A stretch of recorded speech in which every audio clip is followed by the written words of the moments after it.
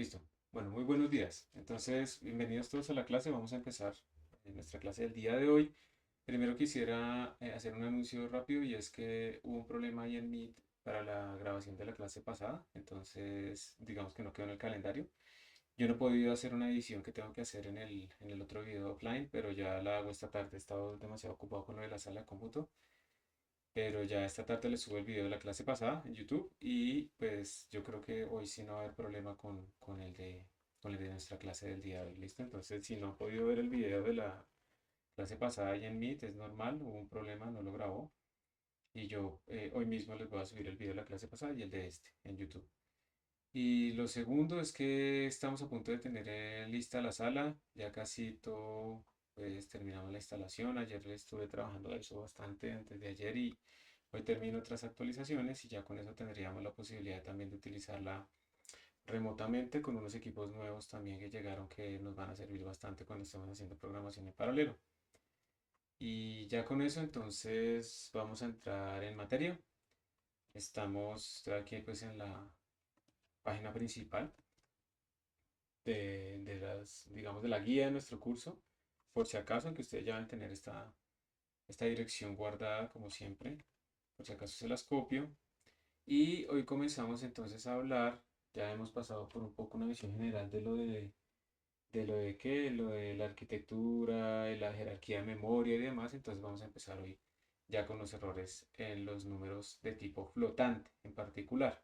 Bueno, hay errores también que vamos a ver en los enteros, pero en particular pues vamos a ver los errores en los números de tipo flotante.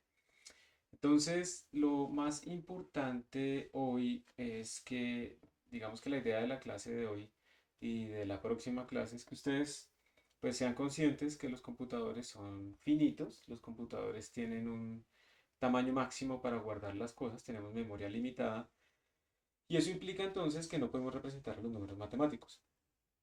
Por ejemplo, en principio el rango de los números enteros es infinito, ni menos infinito infinito. Y pues, por ejemplo, ¿cuántos números reales existen entre el cero y el uno, por ejemplo? Pregunta para ustedes.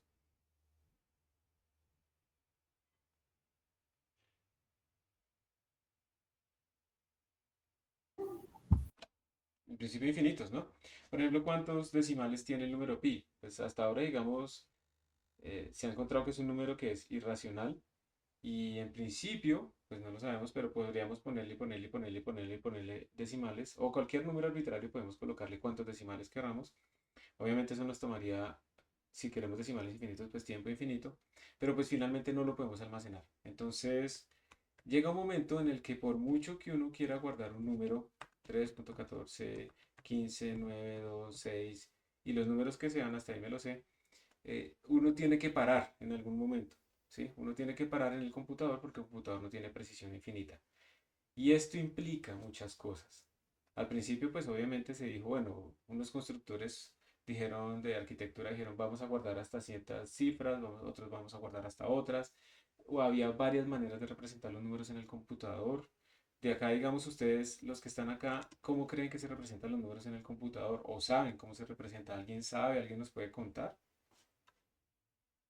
cómo se representan los números en el computador? ¿O qué tipo de representaciones existen? ¿O solo hay una?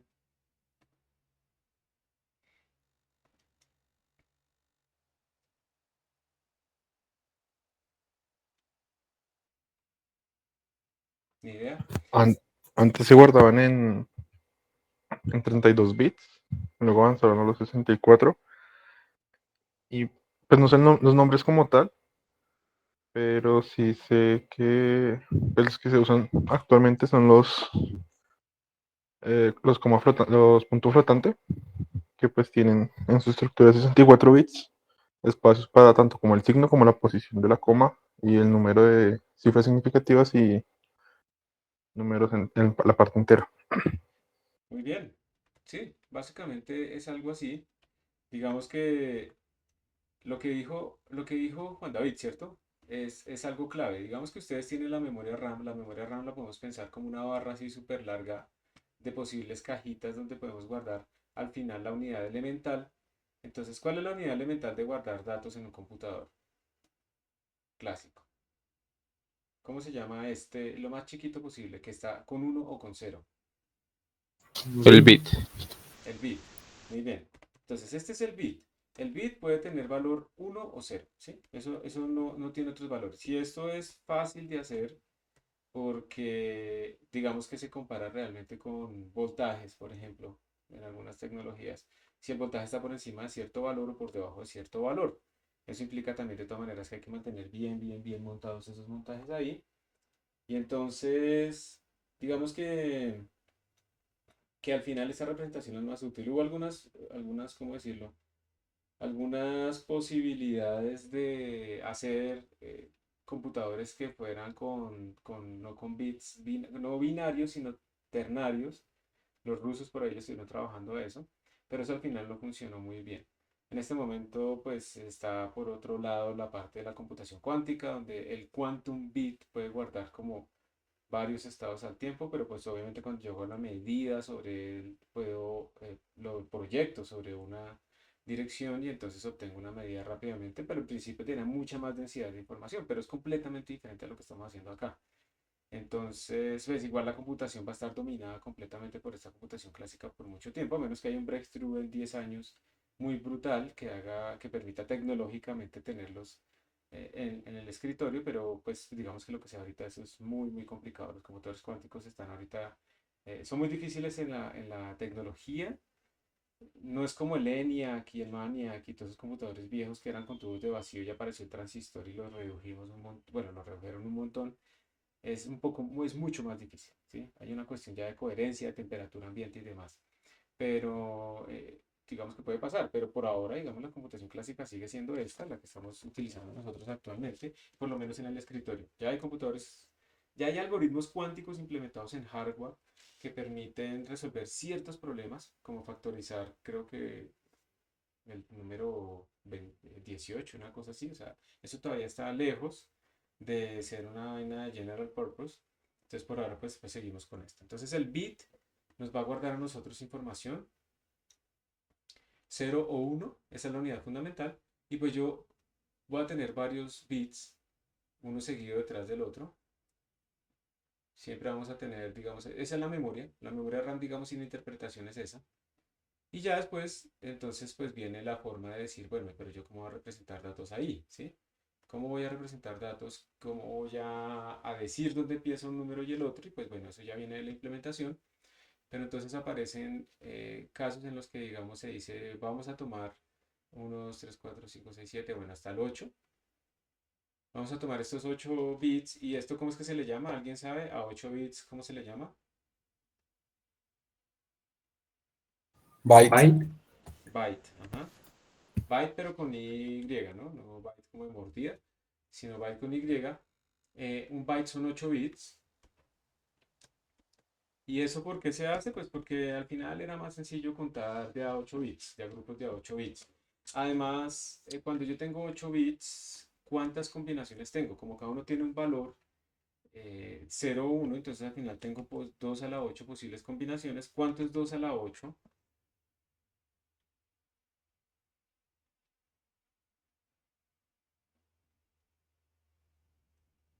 Sin calculadora. 254. 256. Muy bien. Casito, pero sí. 256. Y esto, digamos de acá, a esto se le llamaba el word size básico. De aquí es que viene que, digamos, al inicio se representaban pues los caracteres como enteros finalmente, y esos están relacionados pues con este límite que tenemos acá. Entonces uno puede tener enteros signados pequeños de -128 a 127. O la otra era tenerlos pues desde 0 hasta 255. Y eso era lo que llamamos el código ASCII. Y en el código ASCII pues podemos tener como unos códigos para las letras, para los caracteres, ¿no? A, B, C y D, cuando son minúscula, cuando son mayúscula, cuando tenemos los números y algunos signos, pero pues obviamente con la explosión y la variedad gigantesca que hay de lenguajes y de simbología, pues esto se quedó corto en algún momento y tocó pasar a otro tipo de codificaciones. Pero de aquí empieza todo, aquí es lo fundamental. Entonces, cuando el profesor está leyendo los datos que vienen de la memoria, tiene que haber algo que marca el final de una palabra o el inicio de una palabra también para que él sepa interpretar esto, porque inicialmente si uno ve una cadena de unos y ceros, pues eso es como aleatorio y uno realmente como que no está viendo cuál es el significado de lo que está ahí detrás, ¿listo?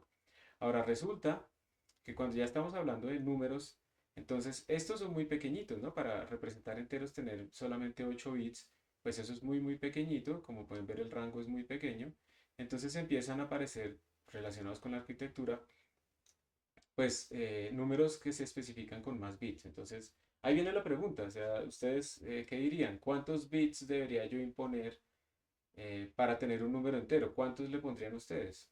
Pregunta para ustedes, pero necesito que me las digan oralmente porque aquí no puedo ver la pantalla de preguntas. Entonces, la cuestión es, ¿cuántos bits creen apropiados para representar un número entero?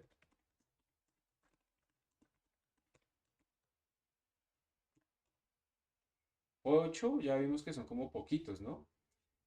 ¿Cuántos pondrían ustedes? Y de pronto el por qué.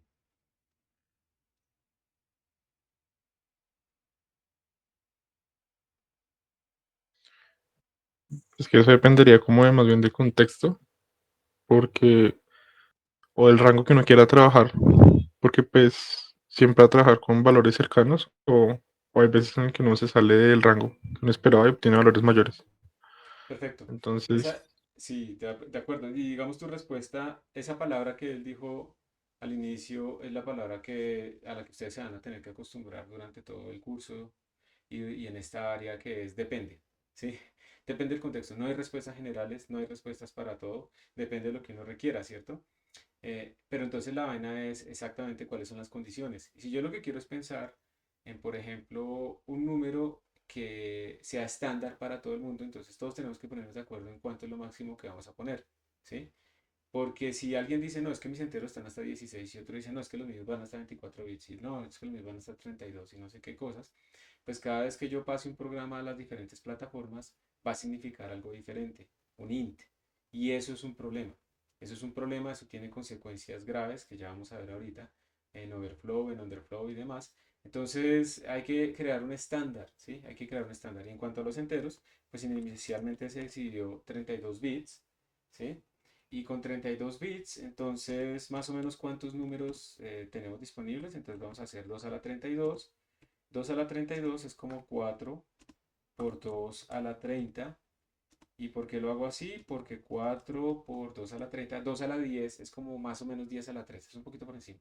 Es 10 a la 3 y esto sería 10 a la 3, o sea, 10 a la 9. Entonces aquí estamos hablando aproximadamente, si estamos hablando de números sin signo, en números que van hasta más o menos 4.000 millones, sin signo. Y esto implica que cuando se escogieron los enteros de 32 bits, si yo quiero indexar la memoria RAM, y la memoria RAM empieza en cajita 0, la 1, la 2, la 3, la 4, la 5, la 6, máximo tenía hasta 4.000 índices, 4.000 millones de índices, que esto es básicamente 4 gigabytes. Entonces, por esa razón es que cuando teníamos arquitecturas de sistema operativo de 32 bits, el sistema operativo solamente podía indexar hasta 4 gigabytes de memoria RAM. No hay forma, no tiene más enteros. Había algunos trucos para tener unas tablas ahí en software y demás, pero realmente esto era límite. Luego ya se pasa desde hace ya hartos años, probablemente todos ustedes ya tienen computadores de 64 bits, se pasa a la arquitectura de 64 bits, que evidentemente aumenta el rango, ¿sí? Aumenta mucho más el rango de nuestros números. ¿A cuánto? Tendríamos 2 a la 64 y esto es pues 2 a la 4, que será 16, por 2 a la 60.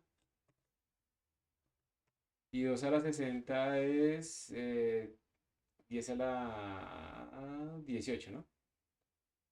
Entonces esto es aproximadamente 16 por 10 a la 18, ¿sí? Que eso ya es gigantesco. Entonces por eso ya podemos utilizar memoria RAM mucho más grandes y no hay ningún problema. Y, y pues digamos que eso es todo lo que tiene que haber en cuanto a diferencia de arquitectura de sistemas operativos de 32 y 64 bits. Es básicamente el número, el entero, cuántos bits utiliza, ¿sí? Esa es la diferencia. Esto no afecta cómo se representan los números flotantes. ¿Por qué? Porque resulta que los flotantes son otro cuento. los flotantes, hubo muchos tipos de posibles representaciones, decimales, exactas en software, que son muy lentas, o sea, todo lo que sea, digamos, emulado en software va a ser más lento. Están las representaciones de precisión fija y están la representación, digamos, notación científica, ¿sí?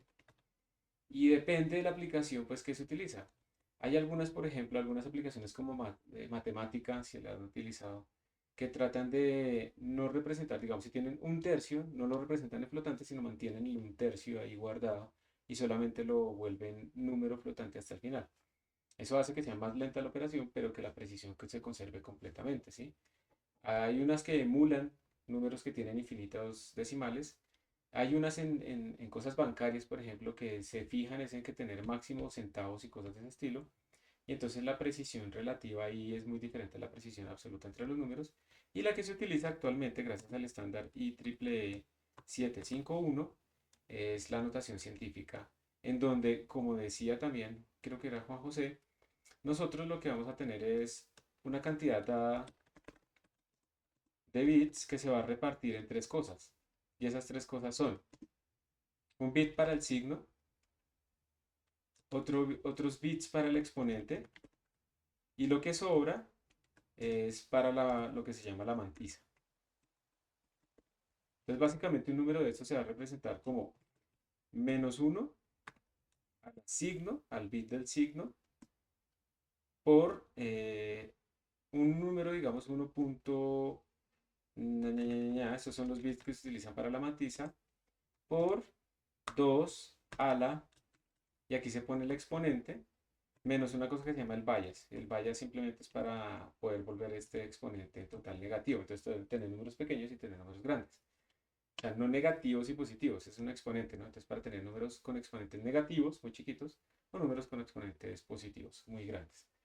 Esto es básicamente lo que se tiene. Entonces, por ejemplo, si ustedes tienen un flotante, un float de precisión sencilla se llaman, estos tienen 32 bits. Entonces, de esos 32 bits, uno se va para el signo, creo que 8 se van para el exponente, y entonces nos quedarían 23 para la mantisa. ¿Listo? Y como nos quedan 23 para la mantisa, entonces pues tenemos una precisión finita en estos números y un rango máximo y un rango mínimo que tienen que ver con estos exponentes y estos números que tenemos acá. Por ejemplo, ¿cuál sería la precisión de estos números? La precisión es que yo puedo diferenciar entre un bit, entre una parte en 2 a la 23, ¿cierto? Eso es lo que yo puedo representar. Entonces 2 a la menos 23, ¿cuánto sería? Bueno, lo vamos a sacar aquí como 2 a la 23. 2 a la 23, ¿cuánto es? A ver, ayuden ustedes ahí con ese.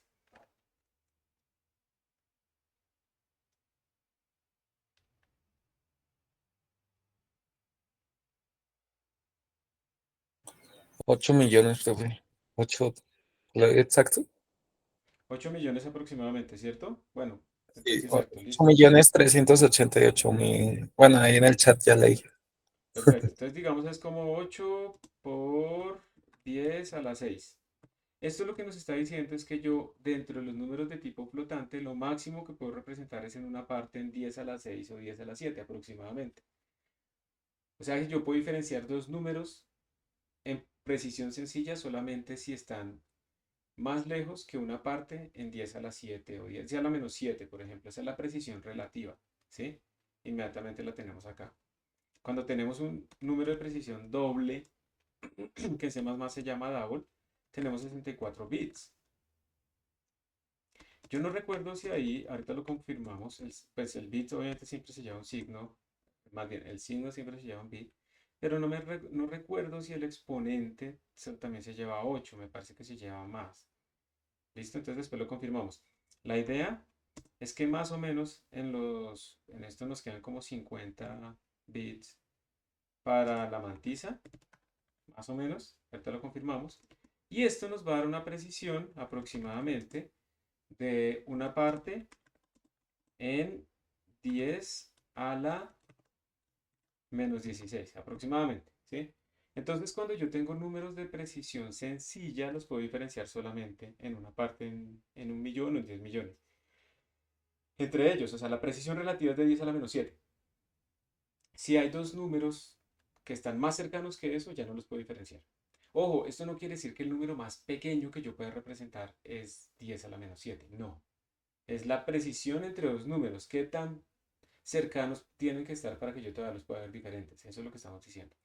Acá es 10 a la menos 16. Aquí creo que en los precisión sencilla el número más pequeño que puedo representar es del orden de 10 a la menos 30. Y por acá es que el orden de 10 a la menos 300. ¿Sí? Entonces observen que cuando uno fija la cantidad de bits, la idea es que la gente lo fijaba diferente, pero pues al final aparece un estándar que dice, no, los tipos de punto flotante van a representarse de esta manera y se le van a asignar estos bits en todas las plataformas que utilicen este estándar. Y eso también tiene unas ventajas y es que se saben las reglas de truncamiento. Porque finalmente cuando ustedes tienen la recta real, cuando ustedes tienen la recta real, ay, vamos a hacerla aquí abajo. Entonces, ustedes lo que van a tener es una densidad matemática infinita de números, pero ustedes tienen, vamos a quitar este con palitos, ustedes tienen cierta cantidad de números computacionales para representarlos. Entonces resulta que de pronto, haciendo un cálculo, matemáticamente les daba este número, pero ese número en el computador no se puede representar, porque tenemos una densidad finita, no infinita. Entonces tiene que aparecer reglas para saber si este número se va para acá o se va para acá. ¿Qué pasa si este es el límite máximo que yo puedo representar y el número me cayó aquí? Eso se llama un overflow. Estoy tratando de representar un número más grande de lo que yo puedo representar. Entonces todas esas reglas nos las dice el estándar y el estándar nos permite entonces a nosotros también reproducir tanto las cosas buenas de la representación como los errores que pueda tener la representación. Y eso es útil, eso es importante porque si nosotros no tenemos reproducibilidad en los errores también, pues va a ser un problema grave, ¿sí? Porque nosotros vamos a obtener resultados diferentes en diferentes plataformas. Por eso son importantes los estándares. ¿Quiénes cumplen el estándar? Fortran, C, C++, Python, ¿sí? Todos estos lenguajes decentes cumplen el estándar. ¿Saben quién no cumple el estándar? A ver si de pronto alguien sabe o nos da una posibilidad, una hipótesis. ¿Cuál herramienta no cumplirá ese estándar?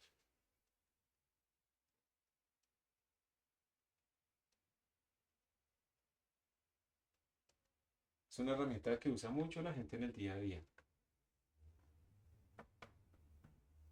JavaScript.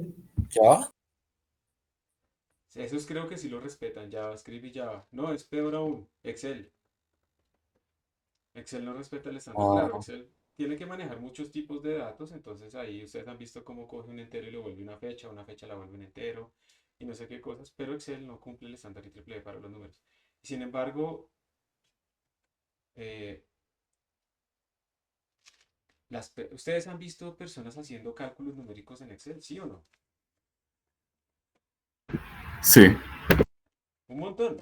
O sea, yo he visto ingenieros y físicos. Pero los físicos hacen menos de eso, ¿no? Pero los ingenieros que tienen que hacer todo el tiempo cálculos, yo he visto ingenieros de hidrología haciendo cálculos numéricos para ver el esfuerzo sobre la cuenca de un río, no sé qué, en Excel. Ahora, eso no está mal, ¿listo? Pero tienen que ser muy buenos y tienen que tener validaciones. El problema de casi todo esto es que nosotros en la ciencia básicamente no validamos, no hacemos testing y no estamos pendientes de esos errores. Y esto incluso en Excel, en cosas aún más sencillas, ha llevado a proyecciones erróneas, por ejemplo, para políticas económicas, ¿sí? Entonces, no es que esté mal usar Excel, cada herramienta se usa en su dominio apropiado, ¿listo? Porque Excel, de todas maneras, obviamente con sus fórmulas y demás, le abre a la gente la posibilidad. La gente no sabe que en Excel está programando y pueden trabajar cosas muy eficientemente, pero cada cosa en su dominio, ¿sí? Y uno de pronto no nota los errores. Pero uno, pues si no los nota, es lo peor. El peor error es el que uno no sabe que tiene. Entonces, tener cuidado con eso. Y pues para cosas serias e importantes, cálculos de radiación, ¿listo? A menos que sea una fórmula súper sencillita, pues no utilizar Excel, ¿sí? Sino que si son métodos numéricos mucho más complejos, si requieren técnicas más apropiadas, pues tener más cuidado con eso, ¿listo? Yo le tomo una foto de esto antes de quitarlo para ir a ver la pregunta. Dale, Juan David. Profe, pero respecto a eso, más o menos cuánto sería o la afectación que podría llegar a generar eso pues en el día a día, porque pues, o por mi parte, creo que las personas que empiezan a conocer el tema de los lenguajes de programación, pues ven de cierta manera que es un poco más eficiente que empezar a utilizar otras herramientas, pero pues igualmente la mayoría de la industria, la mayoría de personas pues están acostumbrados a las herramientas pues clásicas que se vienen trabajando, digamos, bueno, no tan clásicas, pero pues ya contemporáneas como Excel. Entonces, ¿qué tanto sería esa afectación con lo que mencionaba ahorita Sí, anteriormente? eso, pues como siempre, como de ahora en adelante siempre les voy a responder así. Eso depende mucho, Juan David, ¿sí? Pero entonces, depende, por ejemplo, de los algoritmos. Nosotros en este capítulo, esta parte, vamos a ver al final que hay siempre un balance entre los errores numéricos de representación numérica, de truncamiento y demás, y los errores matemáticos del algoritmo. Entonces, depende mucho del problema que uno esté resolviendo y uno lo que tiene que hacer realmente en esos casos, Juan David, es hacer como un análisis de sensibilidad.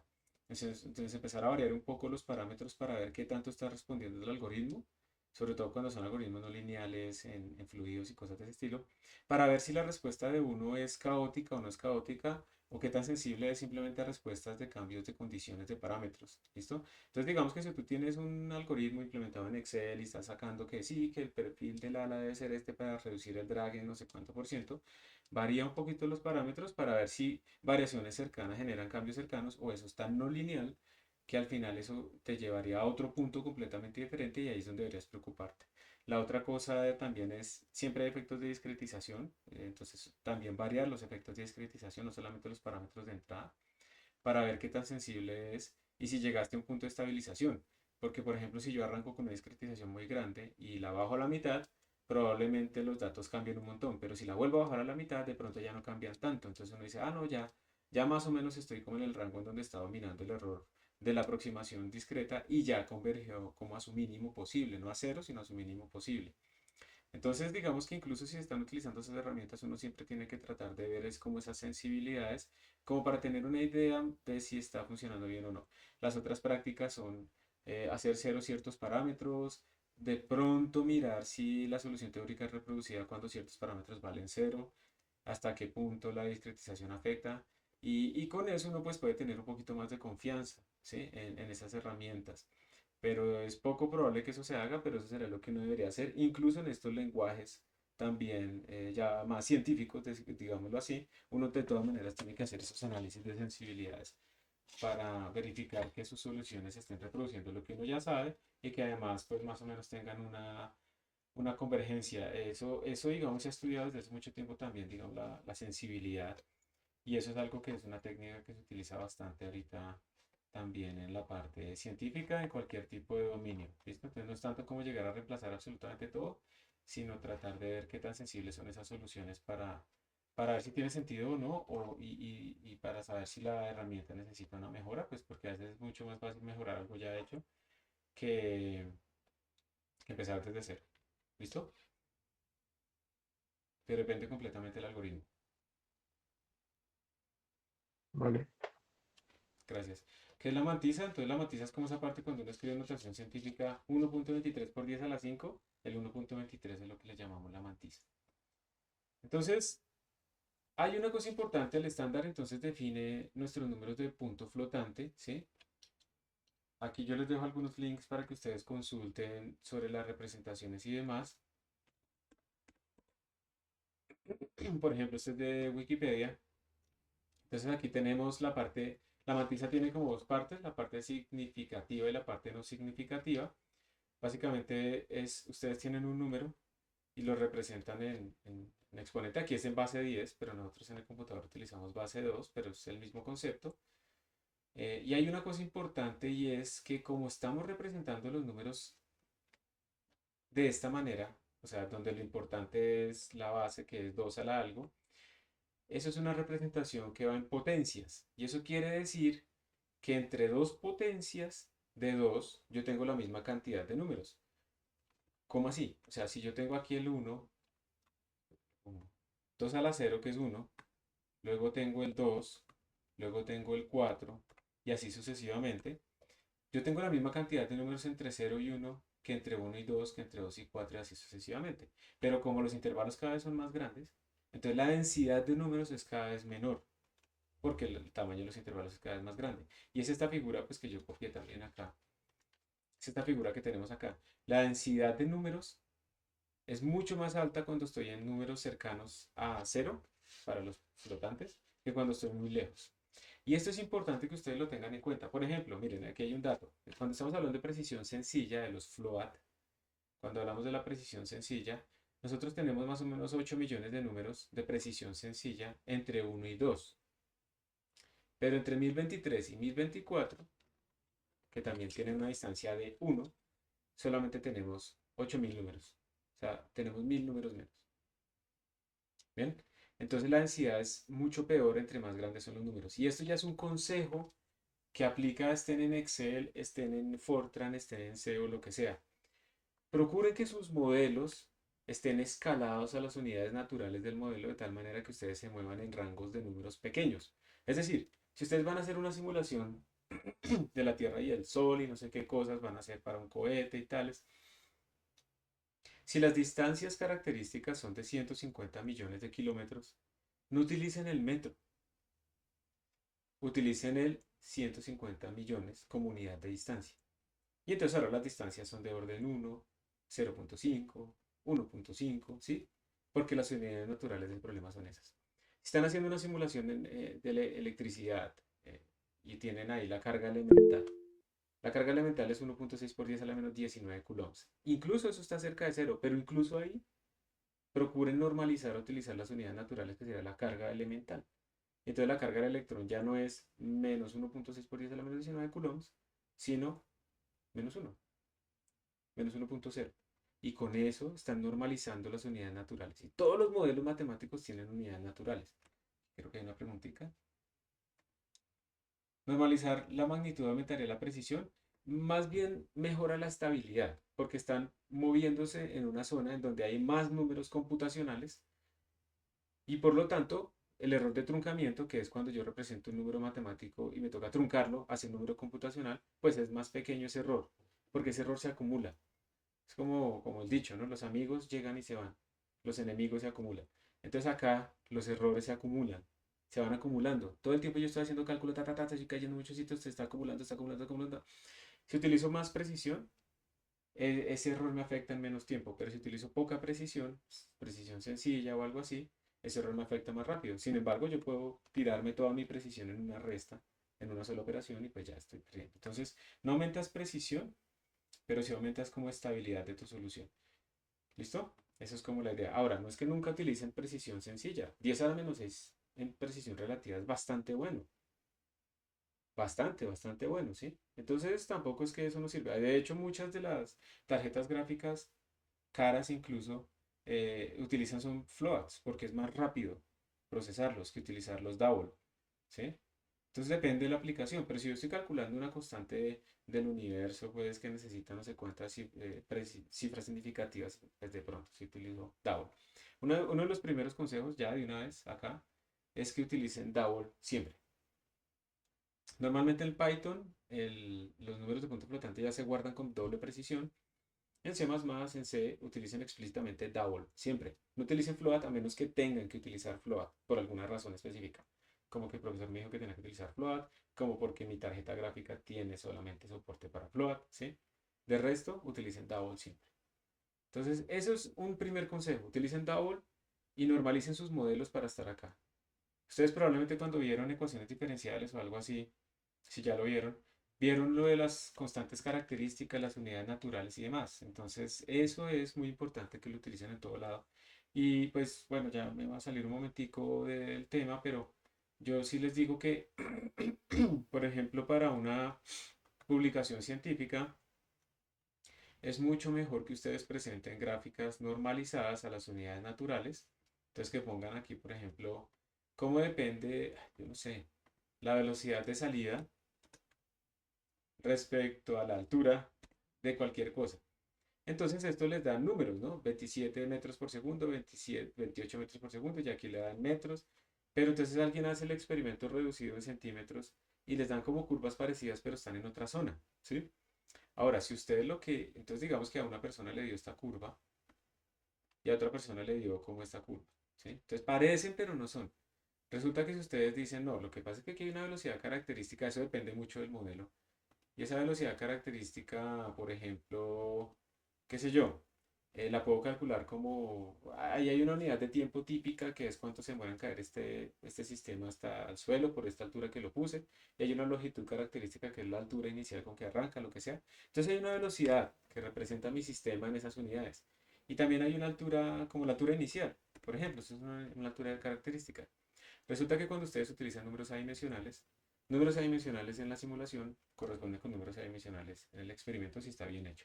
Y todas esas curvas que ustedes obtenían anteriormente, que eran como separadas, si todo está bien hecho, todas esas curvas colapsan. Más o menos van por el mismo sitio.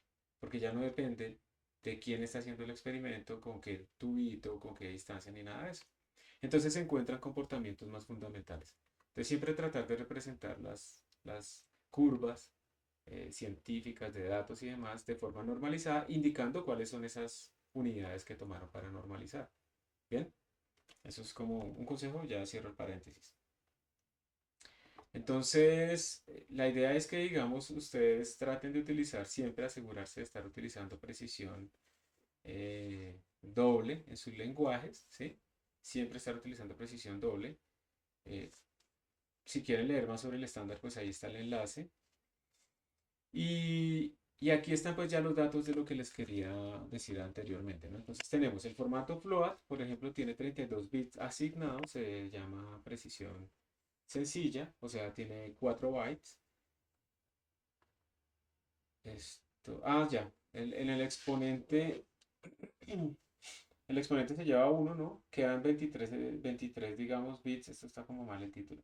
23 bits para la mantisa, aquí quedan 52 bits para la mantisa. Miren que el exponente sí tenía más bits en la precisión doble, tiene 11. Entonces, la precisión relativa se le llama el machine EPS, que es como el epsilon, pero es la precisión relativa entre dos números. Yo puedo diferenciar entre dos números si están con una diferencia entre ellos relativa mayor o igual a 10 a la menos 7. Si la diferencia es menor o igual a 10, menor que 10 a la menos 7, para el computador esos dos números son iguales. Eso es lo que significa esta cosa que está acá. Mientras que con los de precisión doble, pues tenemos una forma más fina, ¿no? Pero sigue siendo finita. Entonces, si dos números se diferencian en por lo menos una cifra en 10 a la menos 16, podría decir que son diferentes. Si no, son iguales para el computador. Y esto es importante porque esto también quiere decir, por ejemplo, que si ustedes utilizan, vamos a hablar de precisión sencilla, que es más sencillo. Si ustedes, por ejemplo, cogen al número 1 y se lo suman a este número, ¿sí? Básicamente esto no va a cambiar. Pues claro, si ustedes son supermillonarios y tienen un montón de dinero y les dan un peso, pues eso básicamente no hace cambios. Y eso va a pasar en el computador.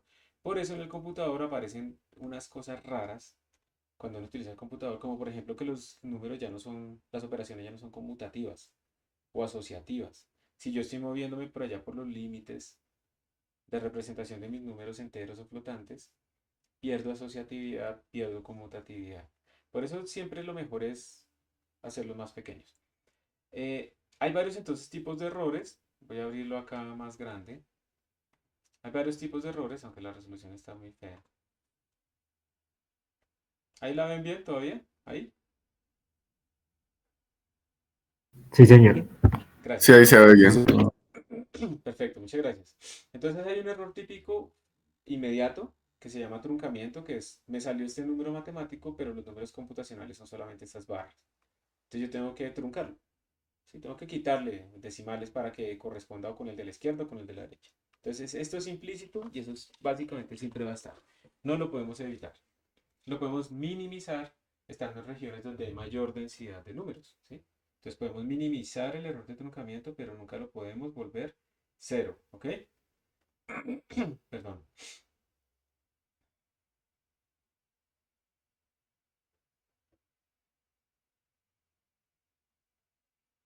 Entonces eso es como lo primero, espera que se me mandaron un mensaje urgente, que estoy diciendo que no.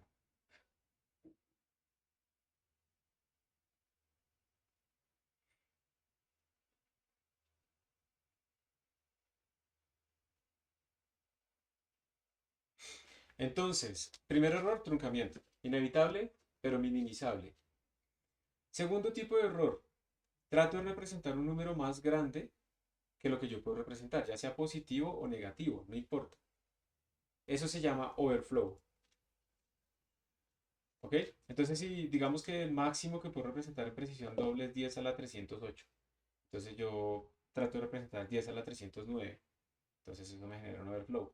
Obviamente esos números son gigantes, pero es que dependiendo de la aplicación, eso puede rápidamente uno llegar allá. Si uno está, por ejemplo, dividiendo sobre la carga elemental al cuadrado y lo está haciendo varias veces o cosas así. Eso no crean que ese número es muy grande. Y sin embargo, de todas maneras, no se confíen. O sea, no digan, es que yo como estoy en 10 a la 300 ya todo está bien. ¿Cuál es el problema de estar en 10 a la 300? Digamos de lo que he dicho. A ver, ayúdenme. ¿Qué problema será el que está implícito cuando estoy trabajando por ahí con números de 10 a la 300?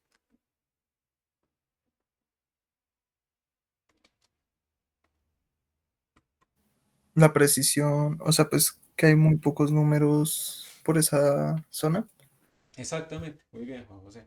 Hay como tengo poca densidad de números computacionales, pues el truncamiento, el error de truncamiento es gigantesco. Entonces, no es que yo esté en 10 a la 300, estoy tranquilo por el overflow, no, yo estoy teniendo un montón de truncamiento, de todas maneras yo no debería estar allá. Entonces, hay algo raro en mi modelo.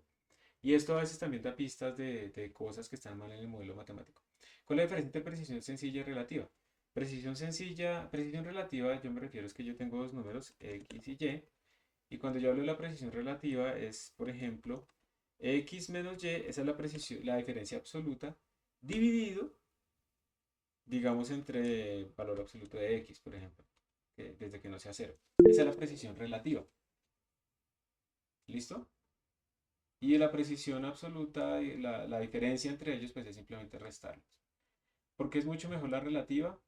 Porque no depende ya de la magnitud de mis números. O sea, si yo tengo números muy grandes o muy pequeños, yo puedo tener números muy grandes cercanos en 10%, pero es que el 10% de 1000 millones es muy diferente al 10% de uno. Y esto suena muy elemental, ¿no? Pero mucha gente no lo entiende. Y eso se vio, por ejemplo, mucho en la pandemia, ¿sí? Entonces había gente antivacunas que decía que para qué vacunarse si la efectividad era muy baja y la mortalidad de la enfermedad era muy baja, ¿cierto? Porque la mortalidad era baja del COVID y eso era cierto, pero es que el 0,1% de enfermarse de 10 pues está bien, pero es que la vaina era muy contagiosa y el 0,1% de 10 millones es un montón de gente, ¿sí? Entonces una cosa es la cosa absoluta, la parte relativa, porcentual, no son iguales, pero tampoco son completamente diferentes, están relacionadas. Es que ese movimiento empieza desde unas publicaciones falsas, pero bueno, eso es tema de otra cosa, para sentirse especial. Entonces, esa es la diferencia. ¿Listo, Anonymous? Gracias por la pregunta. Sé que hay algo más. ¿Qué pasa cuando llega a overflow? ¿Qué le pasa a los números? Entonces, normalmente eso lo vamos a ver ahorita, pero cuando se llega a overflow, pasan varias cosas dependiendo del tipo de datos. Cuando es un número de punto flotante, el número se vuelve infinito. Pero obviamente el infinito no existe en el computador. ¿Sí? A ustedes les imprime. ¿Alguna vez que hayan programado les ha salido el número inf? ¿A alguien? Sí, a mí, profe. Sí, eso. O sea, has tenido overflow. ¿Y sabías que eso era un overflow? No sabía, pero googleé y sí. Su- Eso, listo. Entonces, a algunos les han salido el inf. El inf es una representación específica en donde todos los bits tienen unos. Eso lo dice el estándar apropiadamente. Cuando hay overflow, todos los números quedan en este estado y eso se llama inf. Hay algunas funciones para preguntar si un número es infinito y cosas así. Pero eso es lo que sucede. Pero esto es cuando son flotantes. Cuando son enteros, pasa una cosa peor aún. El número, en vez de quedarse en inf por allá, pues porque digamos yo preferiría que se quedara en inf porque me señala el error. El berrión de entero lo que hace es que pasa de acá y se vuelve un número negativo muy grande. Y si el número que ustedes querían representar era muy grande, entonces el man empieza a dar vueltas como loco, y hace así, vuelve a hacer overflow, y hace así, vuelve a hacer overflow, y al final termina por acá, en un número chiquito. Por ejemplo, eso puede pasar. Eso con los enteros. Entonces da vueltas. ¿Listo? Eso es lo que pasa con los números enteros y eso es muy maluco. Pero uno puede poner ciertas banderitas que de pronto puedan detectar ese tipo de situaciones en tiempo de ejecución. Porque son cosas que uno no detecta en tiempo de compilación. Obviamente el compilador jamás va a saber si un programa va a generar overflow o underflow, a menos que uno tenga el número ya escrito ahí. Pero si ese número es un resultado de cálculos, eso solo va a ocurrir en tiempo de ejecución, en runtime se llama eso. Y por lo tanto, pues tenemos que utilizar otro tipo de herramientas que hablen con el programa en runtime. ¿Sí? Entonces esto es lo que va a pasar y hay que tener mucho cuidado. Es complicado, es peligroso. Entonces espero haberte respondido tu pregunta, Jason. Entonces tenemos el overflow y tenemos algo también llamado el underflow, ¿sí? Que es como cuando uno no tiene flow y no sabe bailar, no mentiras, chiste malo. El underflow es cuando el número que quiero representar es más pequeño que lo que yo puedo representar. La precisión en mis flotantes double es, perdón, el máximo exponente o el máximo valor que puedo representar es 10 a la 308 y el más pequeño también a partir de los límites de bits se puede mostrar que es como el orden de 10 a la menos 324. Entonces en este caso, cuando yo trato de representar un número más chiquito que eso, como 10 a la menos 400, ocurre el error de underflow. Y ese es más sano, ese es más tranquilo. Se vuelve cero. O se vuelve un número subnormal. Hay unos números por acá que se llaman subnormales, pero no vamos a entrar por allá, que todavía se pueden representar. Pero en general piensen que el underflow los números se van a volver cero. Entonces ese es un poco más, pues sí, si tengo algo tan chiquito, pues se vuelve cero. Entonces ese no es tan malo como el overflow. ¿Preguntas?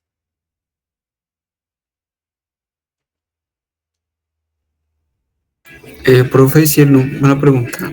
Si el underflow, digamos, puede pasar lo mismo, digamos que lo que pasaba con el overflow, que se empezara a dar ciclos con el underflow, o eso no pasa. No, ese sí se trunca a cero. Sin puntos Ah, de ok. verdad, ese sí se trunca a cero.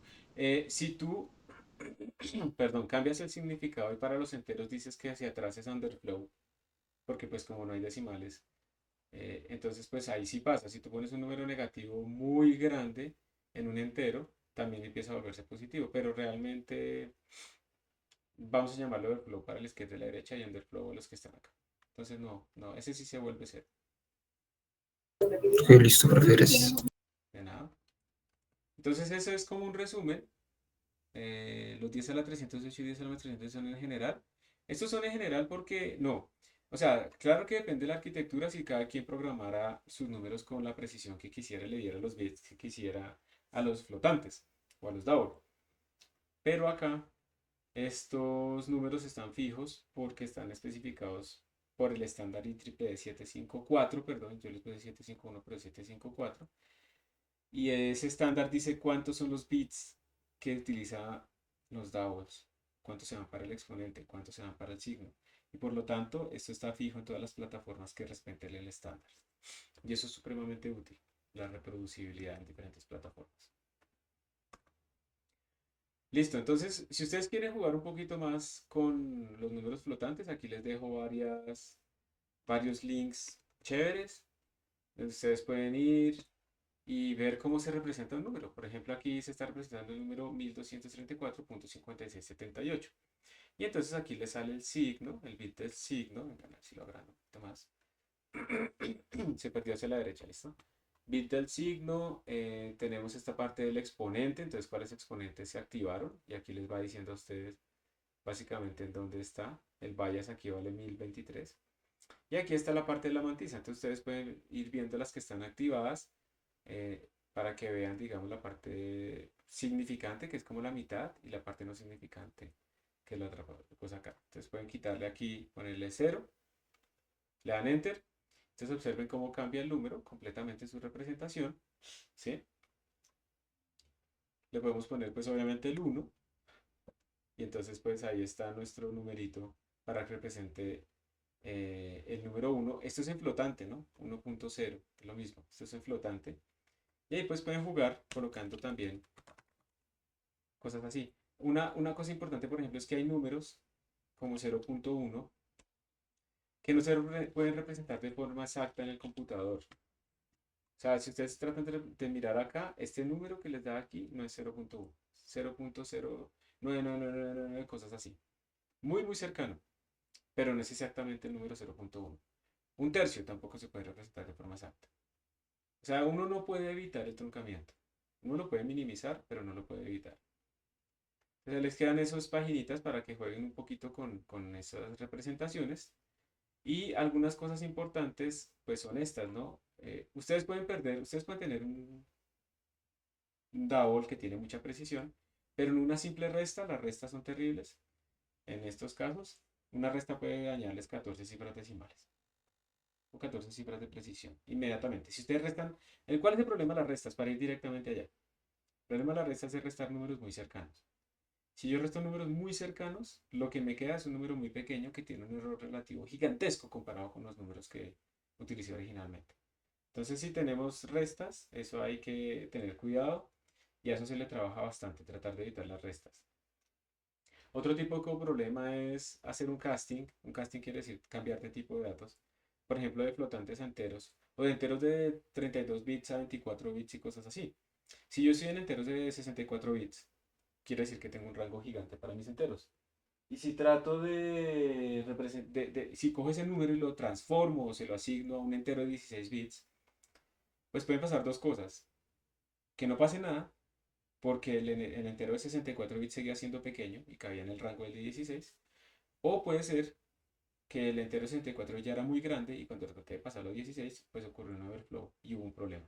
Y eso ha afectado y afectará a toda la gente que hace casting y tiene efectos, digamos, como en unos cohetes, efectos reales que hizo que el sistema de guía se destruyera y se explotó el cohete, creo que por ahí. Cuando veamos debugging, por ahí les voy a hablar de eso. Entonces hay que tener cuidado con ese tipo de cosas. También la asociatividad se pierde. Esto no es un factorial, esto ahí sobra este símbolo. Voy a tener abierto para ir corrigiendo lo que voy encontrando. Pero ya que. Entonces la suma ya no es aditiva. Entonces miren, aquí tenemos, digamos, precisión sencilla, ya no es asociativa, disculpen. Tenemos precisión sencilla. Entonces x más y más z es diferente a x más y más z. No estamos haciendo matemática, nosotros estamos haciendo una representación de la matemática. Estos números observen que están muy cerca de la precisión de los números de punto flotante de precisión sencilla. Entonces miren que cuando yo hago x más y más z, este lado, ¿cuánto me da? Primero hago y más z. Y más z, como este número 1 es tan chiquito y está por encima de la precisión que puedo representar, el computador trata, cuando ustedes ponen a sumar dos números, el computador trata de ponerlos en la misma potencia. Y después de hacer un montón de trabajo, él va a llegar a que esta vaina básicamente, este 1 es 0. ¿Sí? Se diferencian mucho más de lo que yo puedo diferenciarlos entre ellos y de la precisión que me dan los datos. Entonces de y más z, en este primer caso, me sale menos 1.5 a la 38. Esta es la manera en que uno escribe 10 a la 38 en el computador. Y x pues es... Ay, aquí cometí otro error, aquí es con más. El x es con más, ¿listo? Más 1.5 a la 38. Entonces cuando cojo más 1.5 menos 1.5, esta vaina, el lado izquierdo me dio 0. Pero ahora hagamos el lado derecho. X más y. Este x con positivo, por favor, aquí es positivo. Aquí es un más. X más y me da 0. Entonces este más me da 0. Y a eso le sumo 1. Entonces por el lado derecho me dio 1 el resultado. Entonces me dio que 0 es igual a 1. Y pues no es cierto. Entonces esta es otra de las cosas que tiene que tener cuidado. No sumar números que son muy diferentes en magnitud. Incluso esto afecta cuando ustedes hacen, por ejemplo, ajustes. Ustedes seguramente en algún momento han tenido que hacer ajustes lineales, no lineales. Si sus parámetros, digamos, en un ajuste lineal, están ajustando una recta, y sus parámetros son tales que están utilizando unas unidades acá, que hacen que m sea del orden de 1000, pero el punto de corte sea del orden de una cosa mucho más grande, pues van a tener problemas en ese ajuste, incluso siendo lineal. ¿Sí? Los coeficientes van a estar muy pesados hacia el B y no sé qué. Entonces, ¿qué tienen que hacer? Renormalicen todo, las unidades que están utilizando de tal manera que estos dos coeficientes sean más o menos los que estoy buscando del mismo orden de magnitud. Y eso tiene aún más efectos en la parte de ajustes no lineales. ¿Sí? Entonces, esos son consejitos que van saliendo de estas cosas. No todos los números se pueden representar de forma exacta, un tercio, 0.1, ¿sí? Entonces el truncamiento es inevitable. Y los compiladores tienen muchas banderitas que permiten explorar ese tipo de problemas. ¿Alguno de ustedes ha utilizado alguna de estas banderas alguna vez en su vida? ¿En GCC o en G++?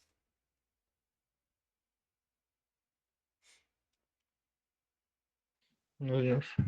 No, nada, ¿no? ¿O alguien ha utilizado -O3 o -O2?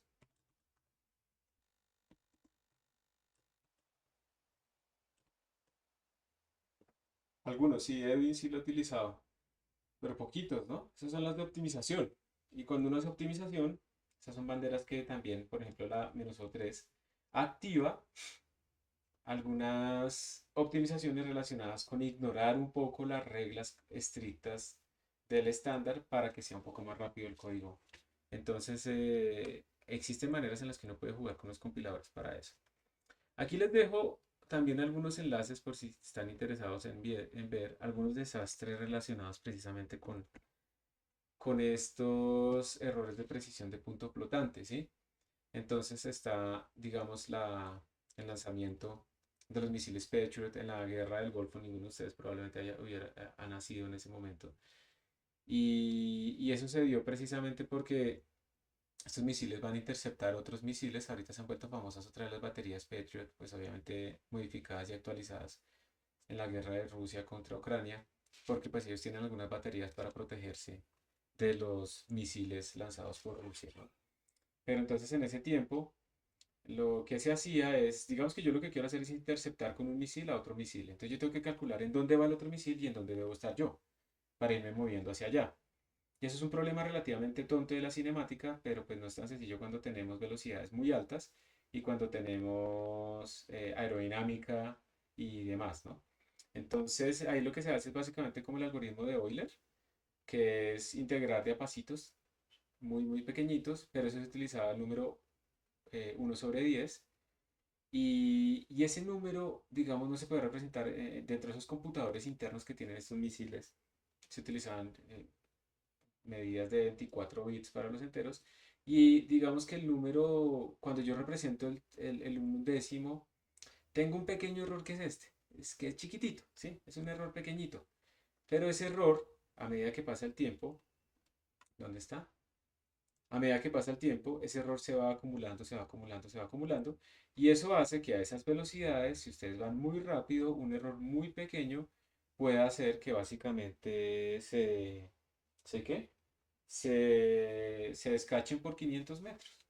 ¿Sí? Entonces por allá pasa el misil y a los 500 metros pasa la otra cosa. Entonces eso es un problema. Por eso es que, digamos, la tecnología de los misiles balísticos, pues lo que busca es ser muy rápidos. Rusia lanza muchos misiles balísticos precisamente porque espera que por la velocidad tan alta que llevan en la parte balística en la que están cayendo, aunque yo puedo predecir de un misil balístico, se puede predecir la trayectoria, va tan rápido que es difícil alcanzarlo. O los supuestos misiles hipersónicos, ¿no? Que ya se encontró que era mentira, eran misiles balísticos. Es que la idea de un misil hipersónico es que va más rápido que la velocidad del sonido, pero cuando ese misil va así, muchos misiles balísticos son hipersónicos, como lo decía Rusia, ellos decían que tenían misiles, los Kinjal eran que hipersónicos, pero son balísticos que van a muy alta velocidad. Un misil hipersónico no solamente tiene que ir a esa velocidad, sino que tiene que ser controlable y automaniobrable para que sea difícil de interceptar. Porque cuando los misiles van a esas velocidades tan altas y entran en la atmósfera, resulta que pues obviamente calientan todo alrededor, se genera un plasma alrededor que los aísla completamente eléctricamente, electromagnéticamente de cualquier otra señal. Entonces no es que yo le mande comandos, ni GPS, ni nada de esas vainas. Entonces pierde comunicación y tiene que ser completamente automaniobrable y demás. Y eso no lo tienen ellos. Por eso en este momento tienen arrestados como a 14 miembros de ese programa porque pues esos misiles Kinjal han sido interceptados por los Patriots, lastimosamente por culpa de los magas. Ahorita hay poco soporte para esas defensas antiaéreas. Eh, Hay una explosión de un cohete, el Ariane 5, ¿sí? Que se debe precisamente a un error a convertir un número muy grande, 64 bits, en un número de menos bits. Y entonces se perdió completamente la guía y se destruyó el cohete, ¿sí? Hay otros errores asociados con plataformas, cálculos. Entonces, para que tengan cuidado porque esto tiene efectos, obviamente esta página es vieja, pero aquí les dejo muchas más páginas que tienen ¿qué?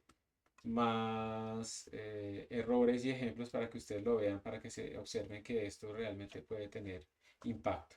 ¿Sí? Entonces, si uno programa apropiadamente, si uno piensa en lo de las unidades, si uno piensa en sus modelos, es probable que no vaya a sufrir tanto con esto. ¿Sí? Y pues bueno, aquí ven ya unos programitas de ejemplo. Ahorita ustedes los van a correr y a ejecutar para verificar precisamente cuando ocurre el overflow para enteros. Por ejemplo, vamos a correr este código. Este código es un código muy sencillo en C++, si está en C++, si no tiene el return 0 ni nada de esas vainas acá. Y este código, ¿qué es lo que hace? Si yo quiero manualmente ver cuál es el límite de overflow de un programa dado, entonces simplemente arranco con mi programa con una variable en 1 y lo voy a repetir esta vaina mientras esto sea mayor que 0 y la voy imprimiendo. Miren que aquí, pregunta para ustedes, ¿este while será que en algún momento acaba? No. No, ¿cierto? Porque empieza en 1 y siempre se está multiplicando por 2. O sea, esta vaina va creciendo, creciendo, creciendo, creciendo, creciendo hasta que algo pasa. Ahí estamos imprimiendo nuestro número y la idea es ir viendo ese número cuánto va valiendo hasta que algo pase. Y pues van a tener que al final matar ese programa, ¿cierto? Y aquí está una forma de calcular el underflow y el overflow, que es básicamente, pues aquí yo estoy diciéndole a C++ que imprima connotación científica, estoy leyendo cuántos pasos dar desde la línea de comandos, he definido aquí un sinónimo, entonces todos los sitios donde diga real realmente va a reemplazarlo por float, de tal manera que después yo puedo volver a hacer esto mismo y colocarle aquí double y todo corre para double, entonces es una manera como de jugar con los dos tipos de datos así.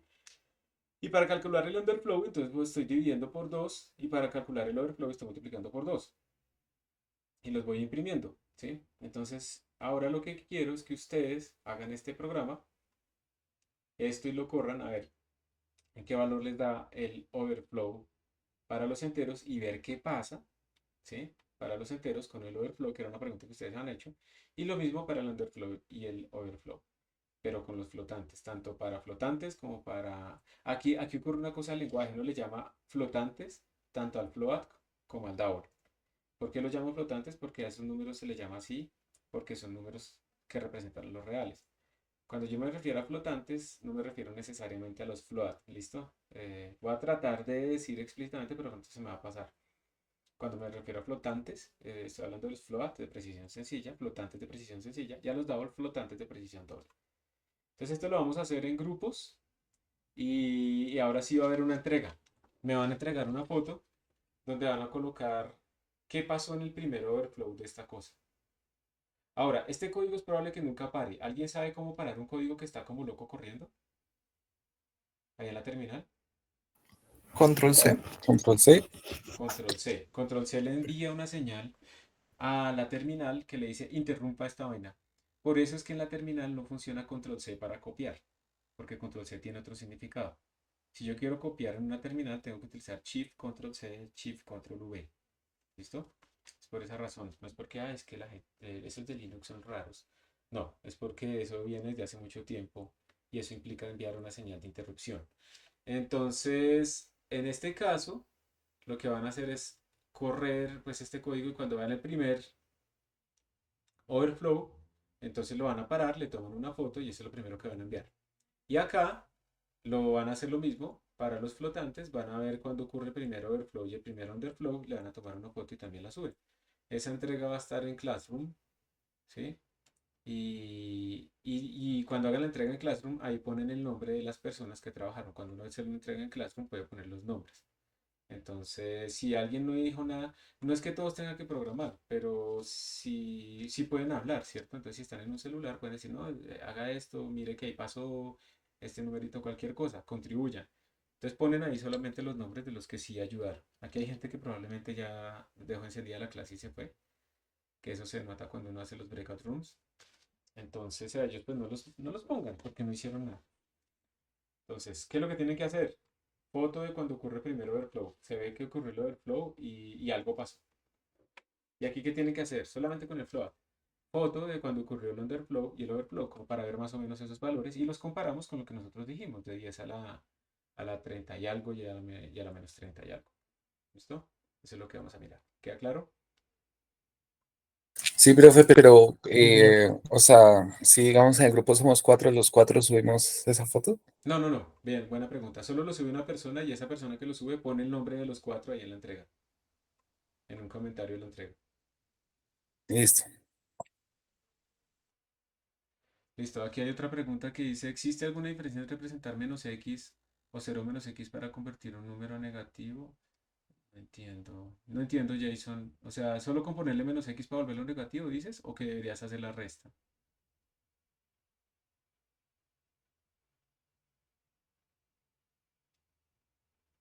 Ok, pues tú puedes hacer la resta, lo puedes poner en menos x y en ambos casos estás afectando el bit del signo, solo que en el cero menos x pues te va a hacer la operación, pero el resultado final va a ser el mismo. Y creo que queda otra pregunta. Los 10 a la 30. Ah, ya, se ya la respondí. Listo. Entonces vamos a hacer los breakout rooms apenas para que también descansen. Es que yo escribí ayer, entonces no estoy en el classroom. Eh, a ver, espérate, a ver. ¿Cuál es tu correo? ¿Cuáles son sus correos para unirlos?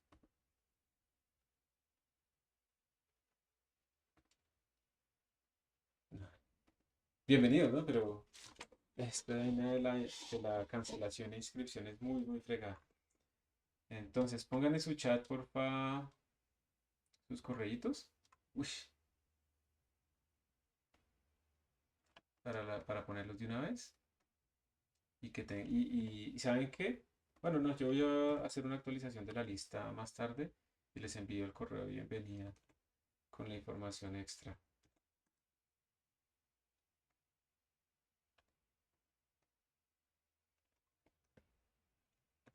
Me entran en mucha desventaja, ¿no? Porque ya ha pasado mucho tiempo, ya ha habido actividades. Entonces les toca ponerse a adelantarse. Profe, la sala ya está funcionando, de casualidad. Ya casi, pero todavía no. Pero la sala, ¿para qué? ¿Para ir físicamente? Oh, no, señor, para trabajar ahí. No, todavía no porque estamos haciendo, aparte de que se hizo una actualización, más bien unos arreglos locativos, también se compraron unos equipos y se están instalando y se están metiendo a funcionar. Entonces, todavía no, pero muy pronto. Yo creo que ya para máximo para la otra semana ya está lista. De todas maneras, yo les creé a ustedes varios entornos virtuales para que también puedan trabajar ahí, ¿no? Entonces, por ahora utilicen Colab o Binder o GitHub Code Spaces. A mí me parece que lo más sencillo es eso. Mientras tanto, ¿listo? Y luego ya puedes utilizar la sala. Bien. Listo, ya los añadí, les debe haber llegado la invitación. Por favor, acéptenla. ¿Si les llegó o no les llegó?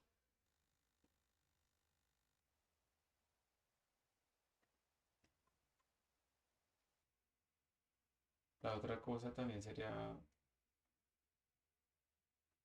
también se los copia acá por si acaso.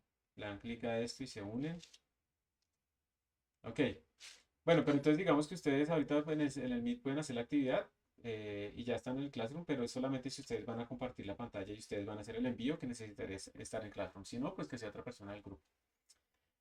Profe, quizá Entonces, adelante. podría compartir el link del curso en el chat. Es que yo no encuentro ese link. Lo tenía en favoritos, pero ayer formateé el computador.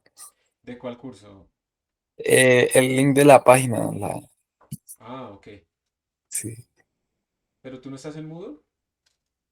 Sí, profe, pero no sé dónde esté. Y hay un link que creo que es, pero me dice que error 404. Sí, Sí, sí, me falta actualizarlo.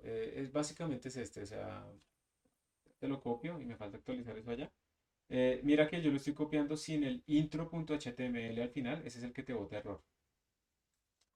Ah, Si le ok, quitas ok. esa parte, si le quitas esa parte y le das enter, ya te lleva a la página. Y ahí en la página están los enlaces y en Moodle también está el enlace de la lista en YouTube. Listo. Entonces con esto pues ya yo dejo de hablar y vamos a empezar a hacer este trabajo. Vamos a hacer los breakout rooms. Esto sí va a tener nota, ya. A ver, Profe, qué pena una pregunta. dale. Ahí en el código 3.1, ahí no se utiliza el ISOstream, se utiliza como Printf, Studio. sí. ¿A qué se Ah, refiere? sí, Qué pena. estudio, sí, sí. Ajá. Perdón, te ¿A qué, interrumpí. ¿Cuál es tu pregunta?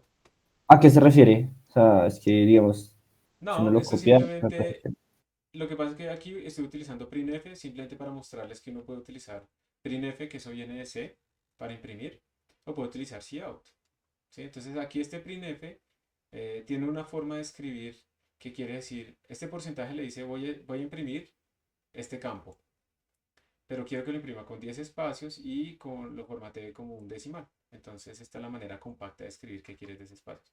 Con cout, aquí estamos haciéndolo, es otro ejemplo, es para que ustedes vayan viendo, como yo sé que ustedes no manejan completamente todo, yo les voy mostrando diferentes formas de hacer lo mismo, ¿sí? Es por eso. Y una cosa o, importante, chicos, acá, señor, perdón. o sea, el CIAD es para utilizar el printf No, o eso ya está cout como... imprime la salida estándar. No, Printf arriba, imprime la perdón, salida arriba. estándar. El include que utilizamos arriba. El Ah, este studio. CS te dio es para utilizar el printf. Ajá. Ah, ok, listo. Gracias. Otra cosa, miren que este código lee algo de la línea de comandos. Entonces, cuando ustedes lo compilen, no lo pueden ejecutar simplemente con ./a.out, sino que le tiene que poner el valor que le van a asignar a este n. Si ven que él está leyendo argv, que lo que quiere decir es que yo le voy a poner un comando aquí, bueno, argumentos a mi programa, y lo está convirtiendo en un entero. Entonces lo tiene que ejecutar así, ¿no? Le ponen 100, en ese caso este n valdría 100 o 1000, y en este caso valdría 1000. ¿Listo? Por si acaso. Entonces voy a hacer 9 breakout rooms, más o menos de a 5. Bueno, en realidad quedaron 8. Aquí hay uno que por alguna razón está en gris. Pero más o menos van a quedar de a 5 todos. Y ya. Entonces vamos a ponerle aquí un timer. ¿Cuánto creen que se demoran haciendo esto? ¿10 minutos por ahí? ¿O más? Sí. ¿Sí? Y ahí está bien, profe. Voy a dejarles 15 como para que no estén corriendo en el envío. Porque tan pronto se cierra el envío ya no pueden enviar más. ¿Qué quiere decir esto? Entren. Inmediatamente una persona diga, yo comparto pantalla. Comparta. Copie el código, córralo, tome la foto. Cojan el otro código, compílenlo, córralo y tomen la foto. E inmediatamente empiecen a hacer el envío. Las otras personas escriban en el chat el nombre suyo, completo. Por favor, escriban los apellidos y nombres. Para que la persona que está enviando simplemente copie y pegue. No se pongan como callados a ver qué pasa. Y después de 5 minutos, ¿quién va a compartir? Y después de 5 minutos, yo. Y después, ya se va a cerrar. ¿Cuáles son sus nombres? Y pum, se cerró, ya no pudieron enviar. Es muy importante, como les decía, trabajar al inicio del semestre, ahorita trabajar al inicio de la tarea. Entonces recuerden que yo cuando le dé open, esto se los va a llevar allá automáticamente, ustedes no tienen que hacer nada. Y cuando esto se acabe el tiempo, se los trae automáticamente. Yo mientras tanto voy a meterme en una de las salas para que queden grabados y al mismo tiempo voy a crear la tarea para que lo puedan enviar. Les va a aparecer una tareita en Classroom para que pongan ahí la entrega. Ya ahorita les aparece. ¿Estamos bien? ¿Hay alguna duda? Dale, Juan Felipe. Profe, para lo de los underflows de los floats, ¿LN algún recomendado o cualquiera? Lo tienen que descubrir ustedes. Listo, profe. Sí, eso lo tienen que descubrir ustedes. ¿Más preguntas? Profe, en la fotografía tiene que salir toda la consola porque estoy viendo que son No, no, no, bastantes no. Solo la parte datos. en la que ocurre eso. Pues Listo, hablando, listo. No tenemos que también poner como el comando que pusimos, qué valor pusimos. no. Pues, digamos, lo puedes mover un poco para que se vea el código y se vea simplemente la parte en la que eso ocurrió. Listo, profe. ¿Alguna otra pregunta?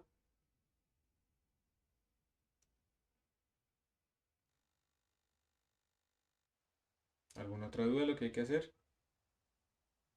Solo es una imagen por grupo, ¿cierto? O sea, uno lo sube No, al son Classroom. varias. Son varias porque tienes que tomar la imagen del primero que es... No, sí, o sea, me refiero solo una persona sube al Classroom, el Ah, del sí, todo el sí. grupo. Eso Ok. sí, solo una persona sube. Ujú. Listo, ya nos vemos. Vayan aceptando la invitación que les aparece ahí, por favor.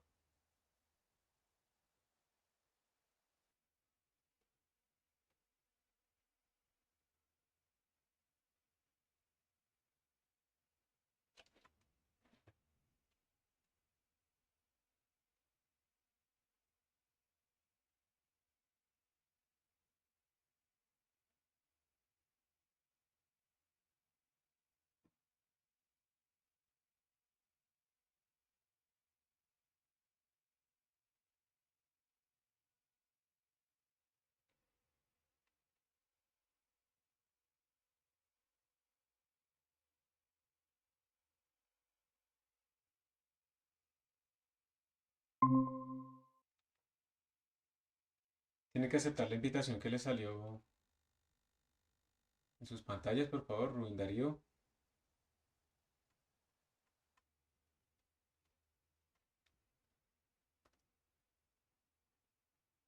Ok. Son estos dos códigos, ¿cierto? Bueno, chicos, en Sí, este solo momento esos están dos. quedando Estos grabados dos. ustedes. Epa. Qué pena los interrumpo. En este momento están quedando grabados ustedes, ¿oyeron? Listo, Ok. profe. Eh, entonces tengo que correrlos hasta que un error ocurra.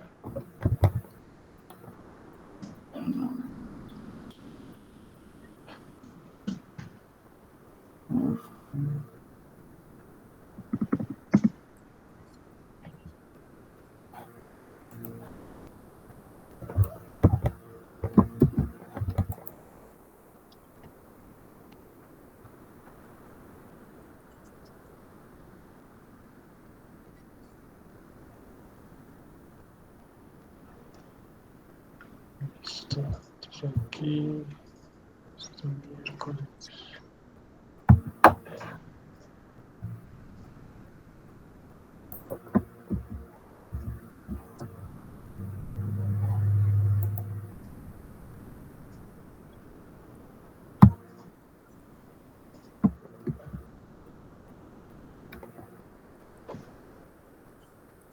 No había que cambiarle nada, ¿cierto?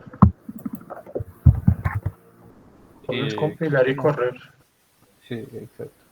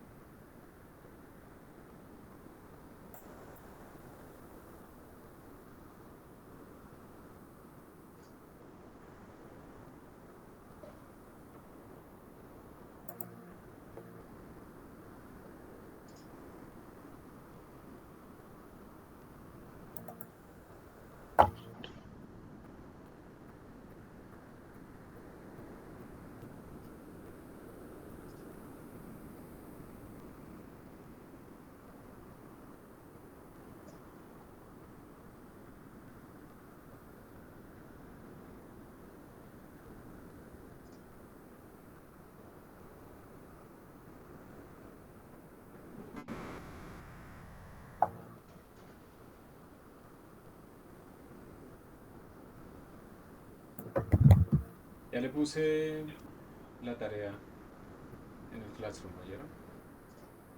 Profe, una pregunta, no había que cambiarle nada al código, ¿cierto que no? No Solo, necesariamente. solo correrlo y ya, y tomar la foto. Sí, es para que ustedes vean lo que sucede ahí.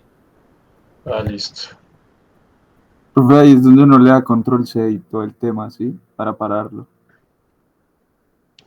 Sí, cuando están ejecutando el primero, sí, porque ese tiene, tiene que, no tiene la ejecución controlada, ¿no? Pero ese paró solo. Muestra. Profe, Sí, es que sí. algunos hacen eso. Eso depende mucho del entorno. De pronto no es necesario. Se paró Y solo, eso, pero miren que ocurrió mucho antes el infinito, ¿no? Ah, bueno, aquí están, aquí, esta salida que están mostrando acá me parece que es la del flotante, ¿no? Sí, ya. profe, yo por mi parte estaba haciendo el primero y alcanzó a hacer lo de que se devuelve a un negativo muy pequeño. Correcto. Y miren que, y se para ahí solo, ¿cierto? Sí, ahí frenó. Curioso. Eso no está garantizado, ¿oyeron? Que se pare. Si uno quisiera hacer más, tener más resolución, uno lo que haría sería no multiplicar por 2 sino sumar de a 1, pero obviamente pues, uy, eso me quedó mal escrito. Obviamente uno tendría que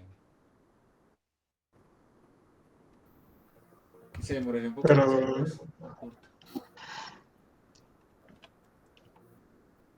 El teclado está fregando.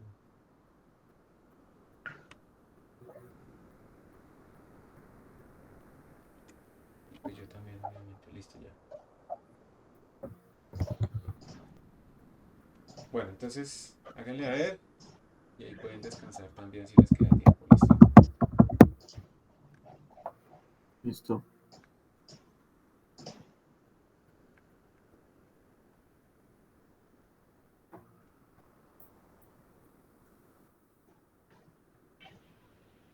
Aunque creo que nos falta overflow de Float, ¿no?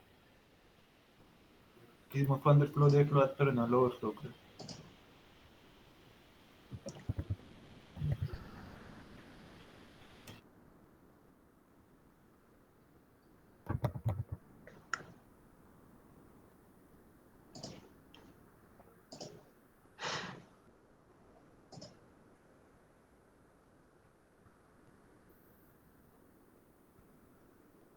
vamos a ver.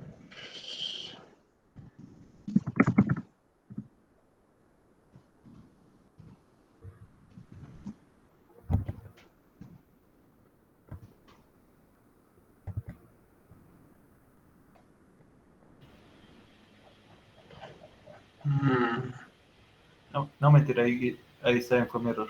Estaba confundido en una cosa. Pues igual no sé ni cuál es el de float. En los puntitos.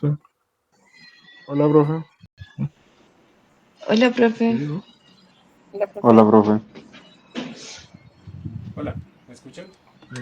Sí, señor, ya. Cuéntame. Es que estábamos tratando de compilar el segundo, pero cuando le colocamos los argumentos nos dice que hay un error.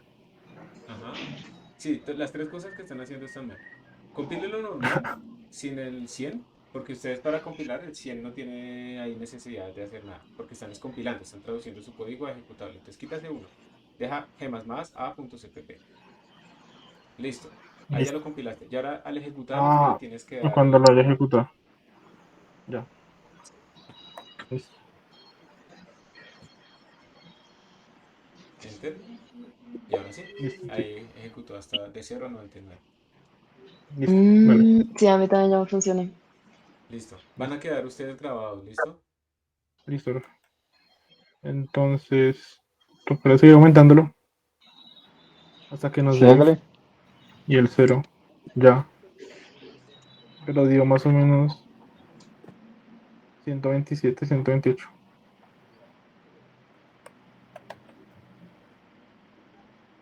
Uno más. No sé, o sea, ya está en overflow, pero no está en underflow, ¿cierto? Listo.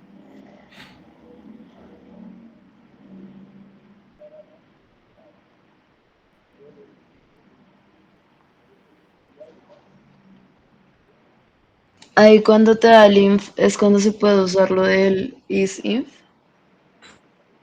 Sí, pues para verificar el tipo de dato que sería ahí. Ok.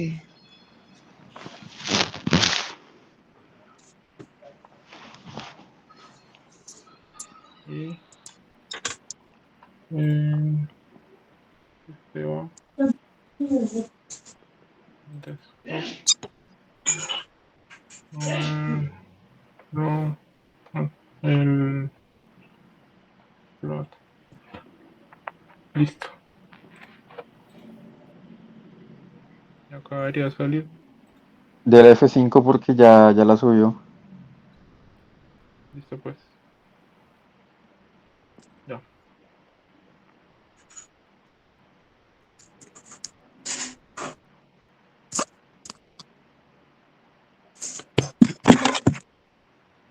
Empezó.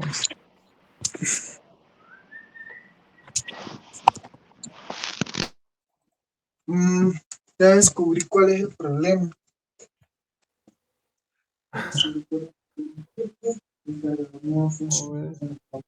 Flow.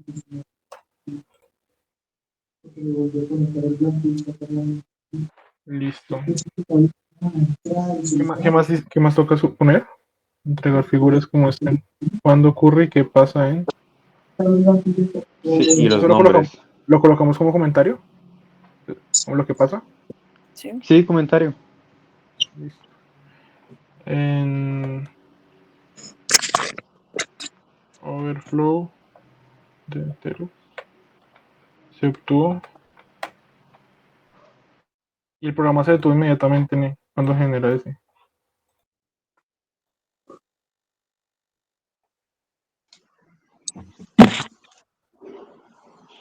El overflow.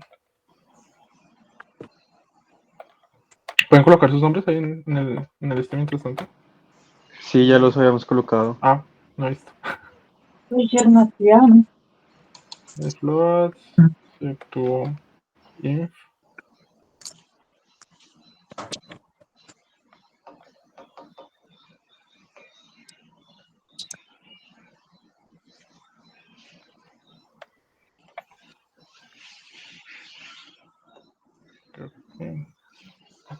Coloco el otro. No había que poner en qué,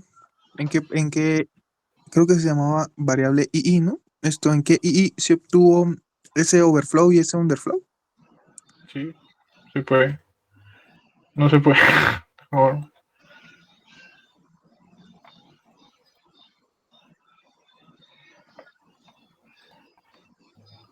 Este se obtuvo a los ¿cuántos? 100. El overflow ocurrió acá. 127. Pero empezó desde 0. 128.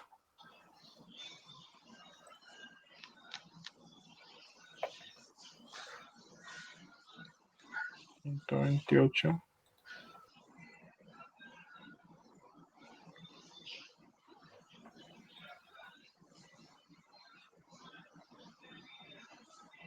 La iteración 150. Y acá es curioso que ocurren.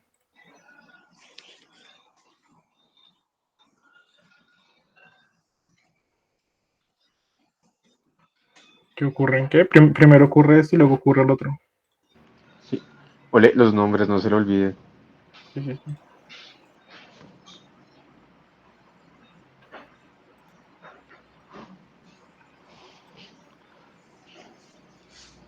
Ve, no le sale el mío, espero lo vuelvo a enviar. Bueno, pues.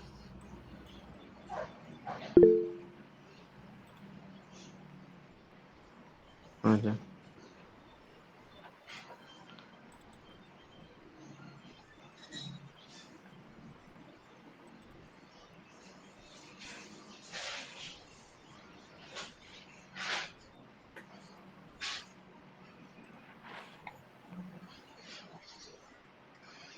Listo. Listo, gracias. Gracias. Vale. Gracias.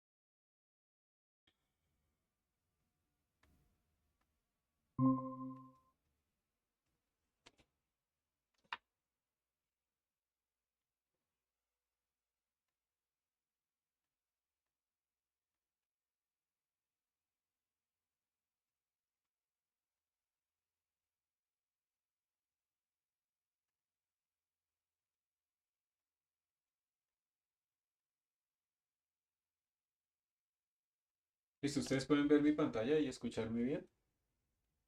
Sí, señor. Sí, se ve la pantalla. Sí, señor. Perfecto, gracias. Entonces, ¿tuvieron algún problema o alguna duda? ¿Alguna cosa rara?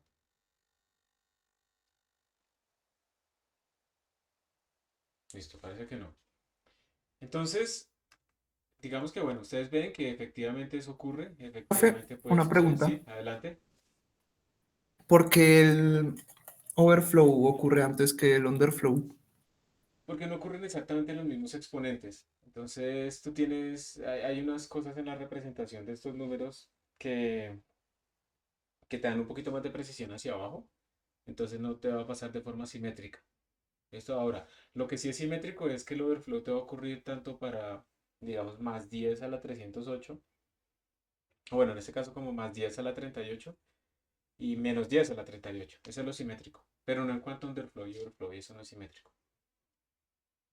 Uno no es el inverso del otro, mejor dicho.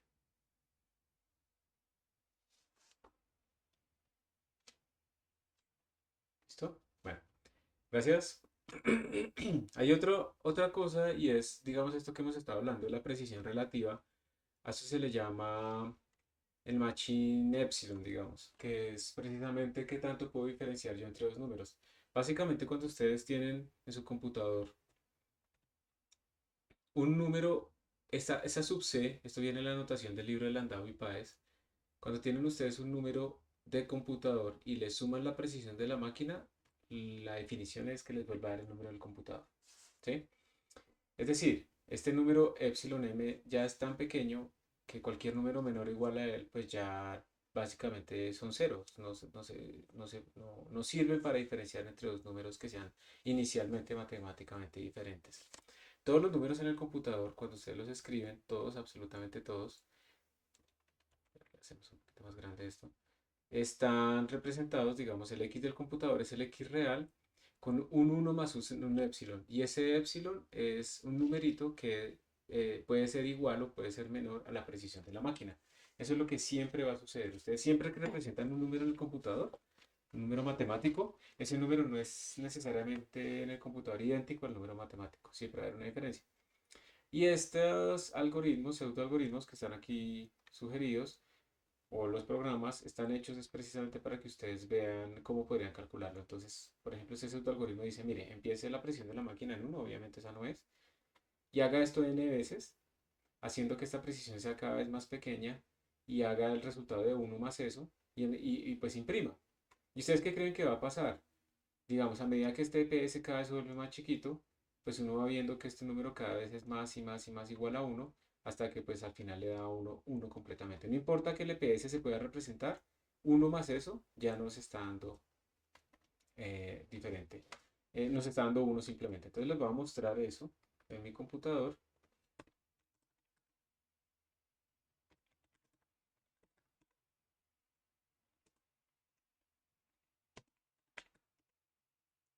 Ay, no, sí, no me hace caso.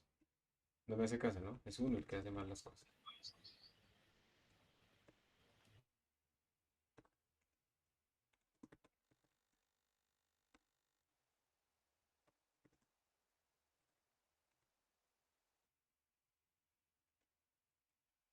Listo, ya lo copié. Sí, es el mismo código. Perdón, aquí miro. STD iOS Scientific, listo. Es que este editor me está, esto sí, Max, me está colocando aquí una cosa extra que yo no escribí, pero tal vez son como hints. Bueno, no lo había visto antes. Entonces, vamos a ver, vamos a compilar. Este código está leyendo también de la línea de comandos algo, ¿cierto? El número de repeticiones, ok. Entonces vamos a compilar g++ eps.cpp tin y lo voy a ejecutar. Voy a aumentar un poquito más la fuente. Si lo ejecuto así, a algunos de ustedes les debe haber pasado este error, ¿cierto? ¿Sí les pasó o no les pasó que les salió este error de segmentation fault? Sí, ¿Sí? profe, por el ¿Sí? parámetro. Porque nos está haciendo falta escribir el argumento, pero también es por un error de programación. Si ustedes están esperando que alguien escriba un argumento, es buena costumbre verificar que precisamente escribieron el argumento y si no se hizo, dar un mensaje. Este código obviamente no hace eso, ¿sí? Simplemente falle ya, pero pues es bastante horrible. Bueno, entonces si yo le pongo aquí hasta 100, observen que yo aquí a la izquierda, bueno, estamos colocando la iteración, luego estamos colocando el 1 más EPS y luego estamos colocando el valor de EPS. Entonces, por ejemplo, aquí EPS vale 0.5, entonces 1 más EPS nos da 1.5. Entonces vamos bien. Y observen cómo a medida que EPS se vuelve cada vez más chiquito, pues obviamente este número va disminuyendo, va disminuyendo, pero miren lo que está sucediendo. EPS cada vez es más y más y más pequeño. Aquí estamos con DAOs. Y llega un momento en que EPS, observen precisamente que EPS se vuelve del orden de 10 a la menos 16, ¿sí? Acá en esta zona. Y se vuelve cada vez más chiquito, más chiquito, más chiquito, hasta que llega a 10 a la menos 17. Y observen lo que está sucediendo acá. 1 más eso se vuelve cada vez más cercano a 1 hasta que llega un momento y se vuelve 1. O sea, llega un momento en el que aunque yo puedo representar el número, ¿sí? 10 a la menos 18 sigue siendo más grande que 10 a la menos 308. Yo lo puedo representar. Este número de la derecha es tan chiquito comparado con el número 1 que cuando yo lo sume básicamente es como si no existiera. Entonces, si yo sumo números que son muy diferentes, básicamente estoy ignorando el número más pequeño. Entonces, tener cuidado con eso. Y efectivamente, miren que la precisión de la máquina para estos datos es del orden de 10 a la menos 16. Si ven que cuando ya se volvió más chiquito que eso, ya no lo pudo ver más. Miremoslo rápidamente para flotantes, para precisión sencilla. Y aquí le puse long double, ¿no? Pongámosle plot. Vuelvo a compilar, porque lo edité. Vuelvo a correr. Vuelvo a correr con 100. Y miren que ocurrió mucho antes. Está por acá arriba, miren. Aquí está. Ocurrió mucho antes.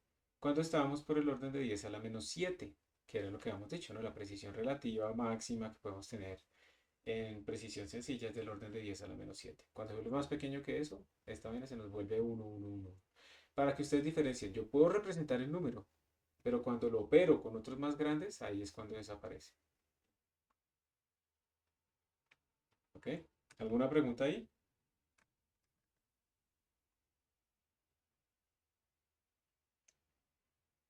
¿Ninguna? Bueno, entonces No. miren. Dale, dale. Profe, ahí el epsilon dependerá también como de la máquina, ¿sí? O sea, No, en este momento no, porque esto depende el epsilon depende de la cantidad de bits que tienes para ese tipo de datos. Y esa cantidad de bits para ese tipo de datos estará definida por el estándar IEEE 754. Si tu lenguaje de programación sigue el estándar IEEE 754, en todas las máquinas te va a dar lo mismo. vale, profe, gracias. Listo, de nada. Es una buena pregunta. Y aquí hay otro ejemplo también de, digamos, de sumar cosas, que se ve como sencillo. Yo no sé si ustedes se acuerdan ahí algún trauma de pronto todavía. Recuerdan, digamos, esto de la expansión en serie de Taylor de la exponencial. La expansión de la exponencial, no sé si recuerdan algunos de ustedes. Esto converge, tiene un radio de convergencia de qué tamaño. ¿Alguien recuerda ese concepto?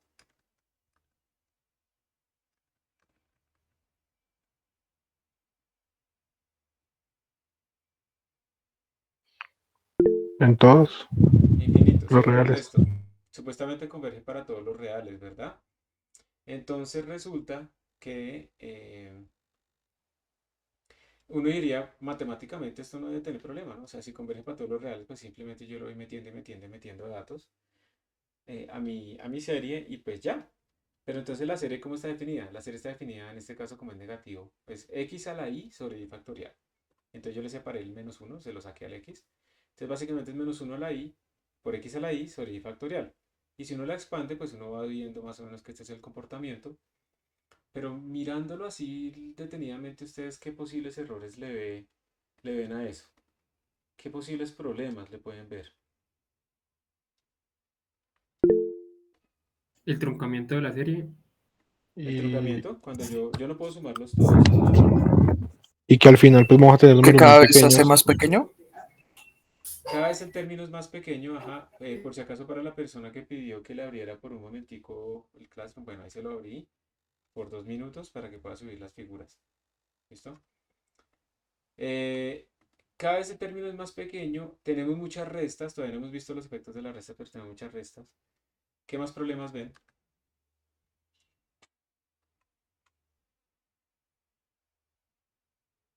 El exponente, tal vez. ¿Qué, O qué sea, problema le ves al exponente? que se están sumando. O sea, que se diferencian mucho los números en cierto punto, ¿no? No sé. Sí, y que va creciendo, ¿no? O sea, Ujú. se supone que el término, para que esta vaina converja, el término que está a la derecha tiene que ser más pequeño que lo que tenía antes, ¿cierto? O sea que, pero miren que acá el numerador está explotándose como x a la i, eso es una serie que, eso es una función que crece muy, muy rápido, pero lo estamos dividiendo por algo que crece aún más rápido, que es el factorial. Por ejemplo, el factorial de 5, ¿cuánto es? 120. 120. Luego el factorial de 6 es 120 por 6, ¿cierto? 720. Y así, y esa vaina crece muy, muy rápido. ¿Cuál es la idea de esta serie? Que esta vaina crece rápido, pero esta crece más rápido de tal manera que cuando yo lo vivía se vuelve chiquito. Pero cuando las cosas crecen rápido, ¿qué puede pasar? ¿Qué error puede surgir cuando tengo un número muy grande? ¿Cómo se llama ese error? Overflow, underflow. Entonces vamos a tener overflow por acá, ¿cierto? Y después cuando tengamos infinito sobre infinito, pues eso no nos va a dar uno. Eso no tiene sentido.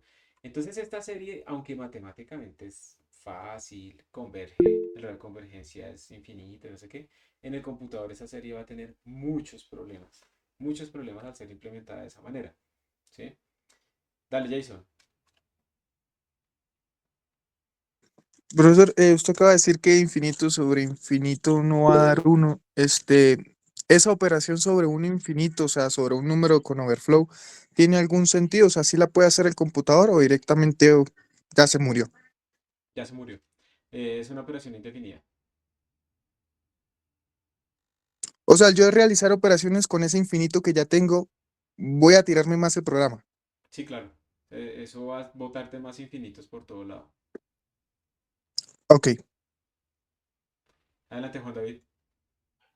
Profe, pues yo tengo entendido que, o sea, pues de cierta manera las expresiones parciales de Taylor son es lo que usan, pues para representar funciones, la exponencial, el seno, las trigonométricas, ¿no? Entonces, Pero ¿quiénes usan eso? las librerías lo calculan de otra manera. Es que depende. Las series de Ok. Taylor, digamos, son muy útiles si tú tienes, por ejemplo, si tú tienes un x muy chiquito, esa serie converge rápido, ¿cierto? Porque si el x es menor que 1, x a la algo se vuelve chiquito rápidamente, ¿verdad? Entonces necesitas pocos términos. Pero si x es mayor que 1, esta serie diverge, digamos, en cuanto a los x. Y ahí es donde tienes problemas. No se utilizan normalmente las series de Taylor, listo, en el computador. ¿Saben qué es lo que se utiliza normalmente? Se utilizan algo que se llama los polinomios de Padé. Y los polinomios de Padé son unas representaciones también de las funciones de un polinomio dividido entre otro polinomio. Y esas series, esos polinomios de Padé son mucho más estables, ¿sí? Que las series de Taylor convergen muchísimo mejor. Este man es Padé.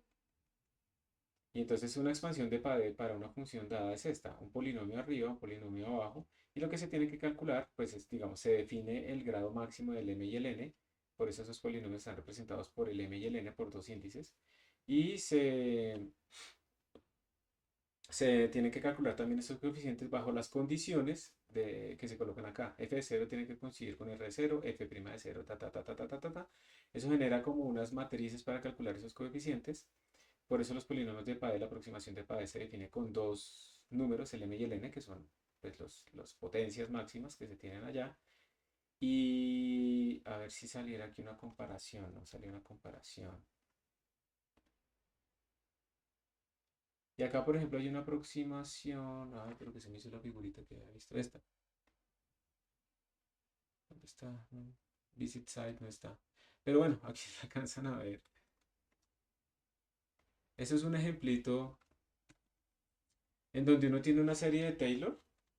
Esta es una función, la función roja, y la serie de Taylor con un número dado de términos se va, y la serie de Padé con el mismo número de términos la representa mucho mejor. O sea, en general se utilizan son series de Padé, pero pues hay más trucos por detrás. Hay un montón de trucos como también para reducir el espacio, para mirar cuando por ejemplo son periódicas las funciones. Entonces mirar con esas funciones periódicas mover todo a un solo rango. Hay mucho truco detrás. Y bueno, lo útil de PADE es que requiere pocos términos, ¿listo? Pero aquí vamos a ver que incluso utilizando la serie de Taylor, sin saber nada más, nosotros podemos hacer cálculos de este estilo lo más sencillos, que pueden mejorar un poquito la cantidad de términos que me sirven. Entonces, por ejemplo, eh, aquí está explicadas varias formas de hacerlo. Una forma es simplemente decir, bueno, yo necesito una función que me eleve la potencia de x, otra que me eleve el -1 a la algo, otra que me calcule el factorial. Y ese programa básicamente es lo que tenemos acá, ¿cierto? El factorial con enteros. El factorial simplemente lo que hace es calcular la multiplicación desde 1 hasta mi número. Aquí lo está haciendo de forma recursiva, llamándose a sí mismo hasta que acaba. Y ahí retorna 1. Y bueno, retorna el factorial de mi número. Y miren que la llamamos como la ingenua, ¿no? La implementación ingenua, FNAI, la ingenua, es irse moviendo por estas potencias e ir haciendo exactamente lo que dice esta fórmula. Esa es la ingenua, para traducirla directamente. Entonces, calculamos el término es menos x a la k sobre factorial de k. Ese es el término késimo o iésimo. Y simplemente a nuestra suma, que empezó en 0, le vamos sumando ese término. Y después retornamos la suma. Entonces ella llama a la función factorial, ella llama esto y bueno, ahí está. Pero eso va a tener problemas, muchos problemas. Y hay otra manera en la que uno puede, por ejemplo, mejorar esta representación, ¿sí? Entonces yo puedo decir lo siguiente. El término késimo, a sub k o a sub i, es igual a x a la k sobre k factorial, ¿cierto?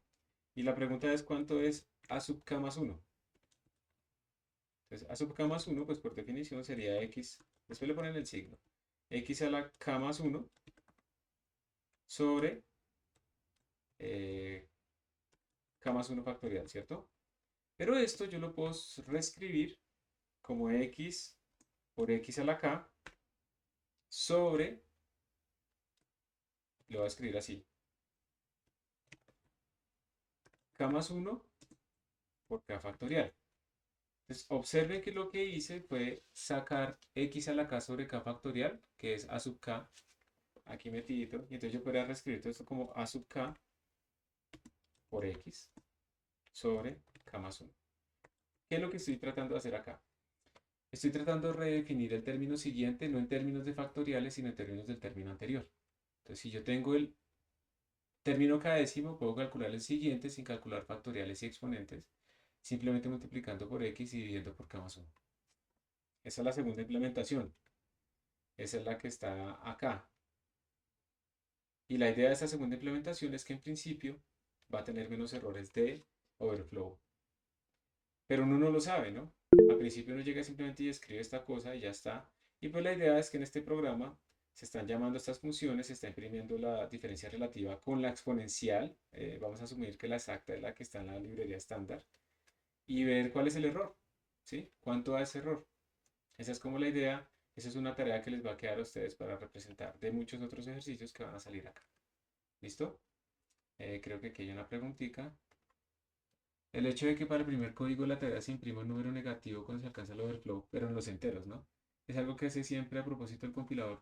Pero, por ejemplo, poder finalizar ejecuciones cuando eso pase. No, esa finalización de ejecución es que ustedes son suertudos, pero eso no está definido, que eso siempre termina la ejecución. Eso no va a pasar. Siempre. Los comportamientos indefinidos no son los mismos en todo lado. Entonces, yo creo que fue suerte ahí. Eso no siempre va a pasar, ¿listo? Anónimos. Entonces, estén pendientes de las actividades, les va a quedar una tarea para Profe. investigar esta vaina de la sumatoria, ¿ok? Adelante. Entonces, en general, es mejor definir como una forma recurrente. En este caso, vamos a ver si sí o si no. Eso es lo que quiero que ustedes descubran en el ejercicio. Pero van a ver que probablemente sí, eso aplaza el error, pero no lo resuelve, ¿no? Solo lo aplaza un poco. Porque el error sigue estando ahí. O sea, nosotros seguimos teniendo ¿cuál problema? Seguimos teniendo el problema de que tenemos truncamiento y que necesitamos muchos términos y que implícitamente pues hay unas potencias muy grandes ahí. Pero esto va a aplazarlo un poco más, ¿sí? Pero si uno quiere resolverlo como para cualquier rango arbitrario de X y demás, en ese caso ya toca realmente utilizar aproximaciones más elaboradas como las aproximaciones de pareja. ¿Listo? Bueno, entonces siempre que mando un número negativo, pues es con la condición. Eso, exactamente, es por el número negativo, por esa condición que para. No es que pare siempre. Si nosotros no hubiéramos puesto esa condición, si ustedes simplemente le ponen while 1, ese código no va a parar. Nunca. Así se haya vuelto negativo el número. Sigue haciendo vueltas, sigue haciendo vueltas, sigue haciendo vueltas, sigue haciendo vueltas. ¿Listo? Eso es lo que va a suceder. En las clases podrán subir a YouTube, sí. Las clases siempre se suben a YouTube, solo la clase pasada fue la que no se subió. ¿Listo? No hay problema. Listos. Entonces, bueno, que esté muy bien. Feliz tarde. Yo al principio de la clase les puse que la clase pasada solamente es la que falta en YouTube, entonces la subo hoy las dos. ¿Listo? No hay problema. Listo, profe. Gracias. Feliz tarde. Listo, con gusto. Pendientes de sus Gracias, profe. plataformas. Que estén muy bien. Listo, profe, Gracias, gracias. profe. Hasta luego. Gracias, profe. Gracias a ustedes. Que estén muy bien. Profe, una pregunta Señor. antes de que acabe la clase. Es que yo, digamos que el profesor José Daniel estamos programando en C y a veces tenemos que imprimir algunos, pues, algunos datos. Entonces, normalmente pues, en consola lo guardamos con mayor igual, o sea, mayor que data.dat, ¿sí? Y Lo digamos que están cuando, redireccionando, listo. sí, lo estamos direccionando y como que el C o el Visual Studio está haciendo el encoding de otra manera. Entonces toca hacerle como el out file encoding con el AXI. Y me gustaría preguntar, yo estoy investigando, pero que uno puede cambiar ese, cómo se guardan los archivos, ¿sí? O sea, lo que yo entiendo es que está, los ceros y unos lo está interpretando de otra manera. Los guarda de otra manera porque el AXI no entiende. Entonces me O sea quería que preguntar cómo podría cambiar eso. pero eso debería, digamos, debería ser un problema como en la terminal de pronto en Visual Studio que está haciendo alguna cosa rara porque por defecto en cualquier terminal la redirección debe funcionar igual. Eso crea el archivo y ya no debería haber ningún problema, listo. Entonces tocará revisar. Si tú lo haces en una terminal, no en Visual, sino en una terminal como tal, digamos, en nuestro caso, por ejemplo, el Binder o algo así, una terminal de verdad, te pasa lo mismo, verifícalo ahí a ver, listo. Yo sospecharía de que pues yo sospecharía la terminal de Visual Studio, ¿ok? Ok, listo. Gracias. Porque eso sí es raro, en todas las terminales debería funcionar. Bueno, los dejo porque tengo otra clase. Feliz día. Juan Antonio, rápido, 30 segundos, dale. Profe, para ver si me puede incluir en el Moodle porque o sea, ingresé ayer. Yo más tarde, cuando termine las clases, voy a descargar todas las listas y voy a actualizar y les incluyo y en el Classroom está, en el muro del Classroom está el correo de bienvenida para que lo mires de una vez y ahí te empieces a actualizar. ¿Listo? Listo, muchas gracias. Con gusto. Hasta pronto. Hasta luego.